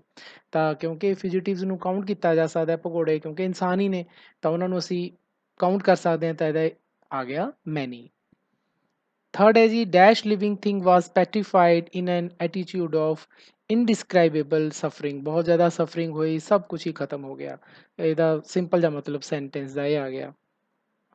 ਹੁਣ ਇੱਥੋਂ ਇਹ ਜਿਹੜਾ ਸੈਂਟੈਂਸ ਦਾ ਬੱਚੋ ਜਿਹੜੀ ਵਰਬ ਹੈ ਉੱਥੋਂ ਸਾਨੂੰ ਪਤਾ ਲੱਗਦਾ ਹੈ, ਵਾਜ਼ ਤੋਂ ਪਤਾ ਲੱਗਦਾ ਹੈ ਕਿ ਮੈਨੀ ਆਏਗਾ ਕਿ ਐਵਰੀ ਆਏਗਾ। ਡੈਸ਼ ਲਿਵਿੰਗ ਥਿੰਗ ਵਾਜ਼, ਤਾਂ ਵਾਜ਼ ਦਾ ਮਤਲਬ ਇੱਕ ਚੀਜ਼ ਦੀ ਗੱਲ ਹੋ ਰਹੀ ਹੈ, ਤੇ ਜੇ ਇੱਕ ਚੀਜ਼ ਦੀ ਗੱਲ ਹੋ ਰਹੀ ਹੈ ਤਾਂ ਮੈਨੀ ਤਾਂ ਆ ਹੀ ਨਹੀਂ ਸਕਦਾ, ਤਾਂ ਇਹਦਾ ਮਤਲਬ ਐਵਰੀ ਆਏਗਾ। ਤਾਂ ਐਵਰੀ ਹਰ ਇੱਕ ਚੀਜ਼, ਐਵਰੀ ਲਿਵਿੰਗ ਥਿੰਗ, ਹਰ ਇੱਕ ਚੀਜ਼ ਦੀ ਗੱਲ ਹੋ ਰਹੀ ਹੈ। ਹਰ ਇੱਕ ਚੀਜ਼ ਜਿਹੜੀ ਸੀ ਉਹ ਵਾਜ਼ ਪੈਟਰੀਫਾਈਡ, ਤਾਂ ਸਾਨੂੰ ਕਲੀਅਰ ਹੋ ਗਿਆ। ਫੋਰਥ ਹੈ ਜੀ ਚਿਲਡਰਨ ਬਿਗਿਨ ਲਰਨਿੰਗ ਬਾਈ ਇਮੀਟੇਟਿੰਗ ਡੈਸ਼ ਐਲਡਰਸ। ਹੁਣ ਸਾਡੇ ਕੋਲ ਹਿਜ਼ ਹੈ ਜਾਂ ਦੇਅਰ ਹੈ। ਹੁਣ ਚਿਲਡਰਨ ਦੀ ਗੱਲ ਹੋ ਰਹੀ ਆ, ਕਹਿੰਦੇ ਵੀ ਆਪਣੇ ਵੱਡਿਆਂ ਦੀ ਉਹ ਇਮੀਟੇਟ ਕਰਦੇ ਨੇ, ਉਹ ਫਿਰ ਵੱਡੇ ਹੁੰਦੇ ਨੇ, ਉਹਨਾਂ ਨੂੰ ਕਾਪੀ ਕਰਦੇ ਨੇ, ਉਹਨਾਂ ਨੂੰ ਦੇਖ ਦੇਖ ਕੇ ਵੱਡੇ ਹੁੰਦੇ ਨੇ। ਕਿਉਂਕਿ ਚਿਲਡਰਨ ਜ਼ਿਆਦਾ ਜਣੇ ਹੋ ਗਏ ਤਾਂ ਹਿਜ਼ ਨਹੀਂ ਆ ਸਕਦਾ, ਇੱਥੇ ਦੇਅਰ ਆਏਗਾ। ਦੇਅਰ, ਕਿਉਂਕਿ ਚਿਲਡਰਨ ਦੇ ਲਈ ਅਸੀਂ ਦੇਅਰ ਯੂਜ਼ ਕੀਤਾ ਹੈ। ਤਾਂ ਲਾਸਟ ਹੋ ਗਿਆ ਜੀ each unhappy family is unhappy in dash own way, ਕਿ ਹਰ ਇੱਕ ਜਿਹੜੀ ਜੋ ਪਰਿਵਾਰ ਖੁਸ਼ ਨਹੀਂ ਹੁੰਦਾ ਉਹ ਆਪਣੇ ਤਰੀਕੇ ਨਾਲ ਹੀ ਖੁਸ਼ ਨਹੀਂ ਹੁੰਦਾ, ਉਹਦੇ ਆਪਣੇ ਆਪਣੇ ਰੀਜ਼ਨਸ ਹੁੰਦੇ ਨੇ। ਇੱਥੇ ਇੱਕ ਹਰ ਇੱਕ ਪਰਿਵਾਰ ਦੀ ਗੱਲ ਹੋ ਰਹੀ ਹੈ, ਈਚ ਤਾਂ ਪਰਿਵਾਰ ਦੀ ਗੱਲ ਹੋ ਰਹੀ ਹੈ, ਕਿਸੇ ਪਰਸਨ ਦੀ ਗੱਲ ਤਾਂ ਹੋ ਨਹੀਂ ਰਹੀ, ਤਾਂ ਹਿਜ਼ ਨਹੀਂ ਆ ਸਕਦਾ ਬੱਚਿਓ, ਇਟਸ ਆਏਗਾ। ਤਾਂ ਅਸੀਂ ਇੱਥੇ ਇਟਸ ਲਾ ਦਿੰਦੇ ਹਾਂ। ਗ੍ਰਾਮਰ ਐਕਸਰਸਾਈਜ਼ ਦੀ ਥਰਡ ਐਕਸਰਸਾਈਜ਼ ਅਸੀਂ ਸੋਲਵ ਕਰਨ ਜਾ ਰਹੇ ਹਾਂ ਬੱਚਿਓ। ਤੁਹਾਡੇ ਕੋਲੇ 5 ਸੈਟ ਆਫ ਵਰਡਸ ਦਿੱਤੇ ਹੋਏ ਨੇ, 5 ਵਰਡਸ ਦੇ ਰੱਖੇ ਤੁਹਾਨੂੰ, ਤੇ ਹਰ ਇੱਕ ਵਰਡ ਨੂੰ ਆਪਾਂ ਨਾਊਨ ਤੇ ਵਰਬ ਵਜੋਂ ਅਸੀਂ ਉਹਨਾਂ ਦੇ ਸੈਂਟੈਂਸਿਸ ਬਣਾਉਣੇ ਹੈ। ਸਟੂਡੈਂਟਸ ਅਸੀਂ ਇੱਕ ਬਿਲਕੁਲ ਅਜਿਹੀ ਐਕਸਰਸਾਈਜ਼ ਪਹਿਲਾਂ ਵੀ ਆਪਣੀ ਵੀਡੀਓ 'ਚ ਕਰ ਚੁੱਕੇ ਹਾਂ, ਤੁਹਾਨੂੰ ਯਾਦ ਹੋਏਗੀ। ਇੱਕ ਵਾਰੀ ਫੇਰ ਕਰਦੇ ਹਾਂ ਜੀ ਅਸੀਂ ਇਸ ਨੂੰ ਸੋਲਵ। ਤਾਂ ਸਭ ਤੋਂ ਪਹਿਲਾਂ ਵਰਡ ਹੈ ਜੀ ਸਾਡਾ ਫੇਸ। ਫੇਸ ਨੂੰ ਅਸੀਂ ਨਾਊਨ ਦੇ ਤੌਰ 'ਤੇ ਜਦੋਂ ਅਸੀਂ ਇਸ ਦਾ ਸੈਂਟੈਂਸ ਬਣਾਉਂਦੇ ਹਾਂ ਤਾਂ ਫੇਸ ਦਾ ਮਤਲਬ ਚਿਹਰਾ ਹੁੰਦਾ ਨਾਊਨ ਦੇ ਤੌਰ 'ਤੇ। ਤਾਂ ਸਾਡੇ ਸੈਂਟੈਂਸ ਦੇ ਵਿੱਚ ਚਿਹਰਾ ਆਉਣਾ ਚਾਹੀਦਾ, ਤਾਂ ਅਸੀਂ ਸਿੰਪਲ ਜਿਹਾ ਇਹਦਾ ਸੈਂਟੈਂਸ ਬਣਾਉਂਦੇ ਹਾਂ, she has a pretty face. ਤਾਂ ਉਸਦਾ ਖੂਬਸੂਰਤ ਚਿਹਰਾ ਹੈ ਜੀ। ਖੂਬਸੂਰਤ ਚਿਹਰਾ ਇੱਕ ਨਾਊਨ ਦੇ ਤੌਰ 'ਤੇ ਆ ਗਿਆ। ਅਸੀਂ ਇਸ ਤਰ੍ਹਾਂ ਅਸੀਂ ਇਸ ਦਾ ਸੈਂਟੈਂਸ ਬਣਾਤਾ। ਵਰਬ ਦੇ ਤੌਰ 'ਤੇ ਅਸੀਂ ਜਦੋਂ ਫੇਸ ਦਾ ਬਣਾਉਂਦੇ ਹਾਂ ਵਰਬ ਦੇ ਤੌਰ 'ਤੇ, ਤਾਂ ਅਸੀਂ ਇਸ ਦਾ ਬਣਾਵਾਂਗੇ ਲੈਟ ਅਸ ਫੇਸ ਦਾ ਸਿਚੁਏਸ਼ਨ। ਆਓ ਆਪਾਂ ਹਾਲਾਤ ਦਾ ਸਾਹਮਣਾ ਕਰੀਏ। ਹੁਣ ਐਜ਼ ਅ ਵਰਬ ਫੇਸ ਦਾ ਮਤਲਬ ਹੁੰਦਾ ਜੀ ਸਾਹਮਣਾ ਕਰਨਾ, ਤਾਂ ਇੱਥੇ ਸਾਹਮਣਾ ਕਰਨ ਦੀ ਗੱਲ ਆ ਰਹੀ ਹੈ, ਵਰਬ ਦੇ ਤੌਰ 'ਤੇ ਯੂਜ਼ ਕੀਤਾ ਗਿਆ, ਲੇਕਿਨ ਇੱਥੇ ਚਿਹਰਾ ਆ ਗਿਆ ਜੋ ਨਾਊਨ ਹੈ। ਤਾਂ ਇਸ ਤਰੀਕੇ ਨਾਲ ਅਸੀਂ ਇਸ ਦਾ ਸੈਂਟੈਂਸ ਦੋਨੇ ਬਣਾਤੇ। ਹੁਣ ਅਸੀਂ ਲੌਕ ਦੇ ਬਣਾ ਲੈਂਦੇ ਹਾਂ ਜੀ। ਲੌਕ ਨੂੰ ਪਹਿਲਾਂ ਅਸੀਂ ਨਾਊਨ ਦੇ ਤੌਰ 'ਤੇ ਬਣਾ ਲੈਂਦੇ ਹਾਂ। ਨਾਊਨ ਦੇ ਤੌਰ 'ਤੇ ਆਈ ਬੌਟ ਆ ਨਿਊ ਲੌਕ। ਮੈਂ ਇੱਕ ਨਵਾਂ ਤਾਲਾ ਖਰੀਦਿਆ। ਹੁਣ ਤੁਹਾਨੂੰ ਪਤਾ ਹੈ ਲੌਕ ਐਜ਼ ਅ ਨਾਊਨ ਦੇ ਤੌਰ 'ਤੇ ਮਤਲਬ ਹੁੰਦਾ ਹੈ ਤਾਲਾ, ਲੇਕਿਨ ਵਰਬ ਦੇ ਤੌਰ 'ਤੇ ਲੌਕ ਦਾ ਮਤਲਬ ਹੁੰਦਾ ਬੱਚਿਓ, ਵਰਬ ਦੇ ਤੌਰ 'ਤੇ ਕਿਸੇ ਰੂਮ ਨੂੰ ਜਾਂ ਕਿਸੇ ਵੀ ਕਮਰੇ ਨੂੰ ਆਪਾਂ ਜਦੋਂ ਲੌਕ ਕਰਦੇ ਹਾਂ ਉਸ ਨੂੰ ਤਾਲਾ ਲਗਾਉਂਦੇ ਹਾਂ। ਤਾਂ ਇੱਥੇ ਹੁਣ ਤਾਲਾ ਲਗਾਉਣ ਦੀ ਗੱਲ ਆਉਣੀ ਚਾਹੀਦੀ ਹੈ। ਆਈ ਲੌਕਡ ਮਾਈ ਰੂਮ, ਆਈ ਲੌਕਡ ਮਾਈ ਰੂਮ। ਤਾਂ ਦੇਖੋ ਅਸੀਂ ਦੋਨੇ ਸੈਂਟੈਂਸ ਬਣਾਤੇ। ਪਹਿਲੇ ਦੇ ਵਿੱਚ ਅਸੀਂ ਲੌਕ, ਮੈਂ ਇੱਕ ਤਾਲਾ ਖਰੀਦਿਆ, ਤਾਲਾ ਮਤਲਬ ਲੌਕ ਨਾਊਨ ਦੇ ਤੌਰ 'ਤੇ ਯੂਜ਼ ਹੋ ਗਿਆ। ਇੱਥੇ ਤਾਲਾ ਲਾਉਣ ਦੀ ਗੱਲ ਹੋ ਰਹੀ ਹੈ ਕਿ ਮੈਂ ਰੂਮ ਨੂੰ ਲੌਕ ਕਰਤਾ। ਤੀਸਰਾ ਵਰਡ ਹੈ ਜੀ ਸਾਡਾ ਡਿਲਾਈਟ। ਡਿਲਾਈਟ ਨੂੰ ਜਦੋਂ ਅਸੀਂ ਐਜ਼ ਅ ਵਰਬ ਦੇ ਤੌਰ ਤੇ ਯੂਜ਼ ਕਰਦੇ ਹਾਂ ਤਾਂ ਇਹਦਾ ਮਤਲਬ ਹੁੰਦਾ ਹੈ ਖੁਸ਼ ਹੋਣਾ। ਜਦੋਂ ਸਾਨੂੰ ਕੋਈ ਚੀਜ਼ ਖੁਸ਼ ਕਰੇ ਤਾਂ ਅਸੀਂ ਉਸ ਨੂੰ ਕਹਿੰਦੇ ਹਾਂ ਡਿਲਾਈਟ। ਅਸੀਂ ਬਣਾਉਂਦੇ ਹਾਂ ਬੜਾ ਸਿੰਪਲ ਜਿਹਾ ਇਹਦਾ ਵਰਡ ਕਿ ਮਾਈ ਨਿਊ ਮੋਬਾਈਲ ਡਿਲਾਈਟਿਡ ਮੀ, ਕਿ ਜਿਹੜਾ ਮੈਂ ਨਵਾਂ ਆਪਣਾ ਮੋਬਾਈਲ ਖਰੀਦਿਆ ਉਸਨੇ ਮੈਨੂੰ ਬੜਾ ਖੁਸ਼ ਕੀਤਾ। ਐਜ਼ ਅ ਨਾਊਨ ਦੇ ਤੌਰ ਤੇ ਜਦੋਂ ਅਸੀਂ ਇਸ ਨੂੰ ਯੂਜ਼ ਕਰਦੇ ਹਾਂ ਤਾਂ ਡਿਲਾਈਟ ਦਾ ਮਤਲਬ ਹੁੰਦਾ ਹੈ ਖੁਸ਼ੀ, ਖੁਸ਼ ਹੋਣਾ ਨਹੀਂ, ਖੁਸ਼ੀ। ਤਾਂ ਇਹਦਾ ਅਸੀਂ ਬਣਾਵਾਂਗੇ ਇਟ ਇਜ਼ ਅ ਡਿਲਾਈਟ,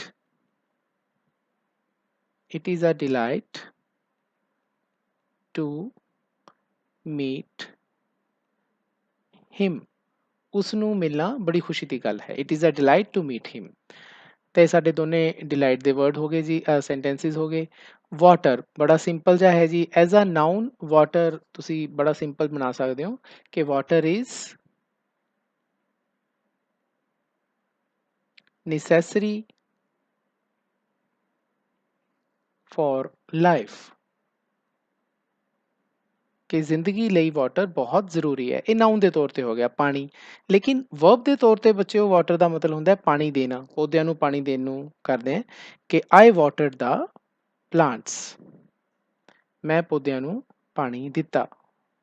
ਬਹੁਤੇ ਔਖੇ ਸੈਂਟੈਂਸਿਸ ਬੱਚਿਓ ਬਣਾਉਣ ਦੀ ਜ਼ਰੂਰਤ ਨਹੀਂ ਹੁੰਦੀ, ਸਿੰਪਲ ਸੈਂਟੈਂਸਿਸ ਬਣਾਓ। ਲੇਕਿਨ ਤੁਹਾਨੂੰ ਇਹ ਪਤਾ ਹੋਣਾ ਚਾਹੀਦਾ ਹੈ ਕਿ ਅਸੀਂ ਨਾਊਨ ਤੇ ਵਰਬ ਦੇ ਤੌਰ ਤੇ ਇਹਨਾਂ ਨੂੰ ਕਿਵੇਂ ਯੂਜ਼ ਕਰਨਾ ਹੈ। ਸਾਡਾ ਲਾਸਟ ਵਰਡ ਹੈ ਜੀ ਕੰਸੈਂਟ। ਐਜ਼ ਅ ਨਾਊਨ ਇਹਦਾ ਮਤਲਬ ਹੁੰਦਾ ਹੈ ਹਾਂ ਕਰਨਾ, ਮਤਲਬ ਹਾਂ ਨੂੰ ਕਿਹਾ ਜਾਂਦਾ ਹੈ ਕੰਸੈਂਟ। ਹਾਂ ਕਰਨ ਤਾਂ ਵਰਬ ਹੋ ਗਈ। ਜਦੋਂ ਮੰਨ ਲਓ ਸਾਨੂੰ ਕੋਈ ਕਹੇ ਕਿ ਮੈਂ ਤੁਹਾਡੇ ਨਾਲ ਹਾਂ, ਆਪਣੀ ਰਜ਼ਾਮੰਦੀ ਜਿਸ ਨੂੰ ਅਸੀਂ ਕਹਿ ਦਿੰਦੇ ਹਾਂ, ਉਸ ਤਰ੍ਹਾਂ ਕੰਸੈਂਟ ਕਿਹਾ ਜਾਂਦਾ ਹੈ। ਤਾਂ ਅਸੀਂ ਇਹਦਾ ਬੜਾ ਸਿੰਪਲ ਜਿਹਾ ਸੈਂਟੈਂਸ ਐਜ਼ ਅ ਨਾਊਨ ਬਣਾਉਂਦੇ ਹਾਂ ਕਿ ਹੀ did not give his consent for the party, ਉਸਨੇ ਪਾਰਟੀ ਦੇ ਲਈ ਆਪਣੀ ਰਜ਼ਾਮੰਦੀ ਨਹੀਂ ਦਿੱਤੀ।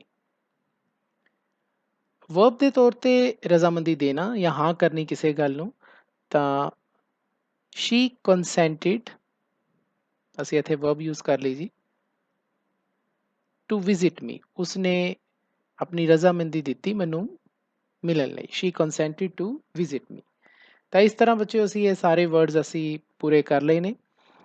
ਉਮੀਦ ਹੈ ਕਿ ਤੁਹਾਨੂੰ ਇਹ ਸਾਰੀਆਂ ਐਕਸਰਸਾਈਜ਼ਿਸ ਤੇ ਕੁਐਸਚਨ ਆਨਸਰਸ ਸਮਝ ਆ ਗਏ ਹੋਣਗੇ। ਤੁਸੀਂ ਆਪਣੀ ਇਸ ਨੂੰ ਫੇਅਰ ਨੋਟਬੁੱਕਸ ਤੇ ਬਹੁਤ ਹੀ ਵਧੀਆ ਹੈਂਡਰਾਈਟਿੰਗ ਦੇ ਵਿੱਚ ਕਰ ਲੈਣਾ ਹੈ ਤੇ ਮੈਨੂੰ ਉਸਦੀਆਂ ਪਿਕਸ ਜ਼ਰੂਰ ਭੇਜ ਦੇਣੀਆਂ ਨੇ।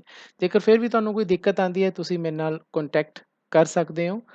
ਮੈਂ ਫਿਰ ਵੀ ਤੁਹਾਨੂੰ ਐਂਡ 'ਚ ਕਹਾਂਗਾ ਕਿ ਜੇਕਰ ਤੁਸੀਂ ਇਹ ਚੈਪਟਰ ਦੀ ਜੋ ਵੀਡੀਓ ਮੈਂ ਬਣਾਈ ਹੈ ਆਪਣੀ ਫੁੱਲ ਕੰਪਰੀਹੈਂਸਿਵ ਐਕਸਪਲੇਨੇਸ਼ਨ ਤੇ analysis the Liberty and discipline ਦੀ, ਉਹ ਤੁਸੀਂ ਜ਼ਰੂਰ ਦੇਖੋ। ਇਸ ਨੂੰ ਮੈਂ ਐਂਡ ਦੇ ਵਿੱਚ ਇਸ ਦਾ ਲਿੰਕ ਸ਼ੇਅਰ ਕਰ ਰਿਹਾ ਹਾਂ। ਧੰਨਵਾਦ।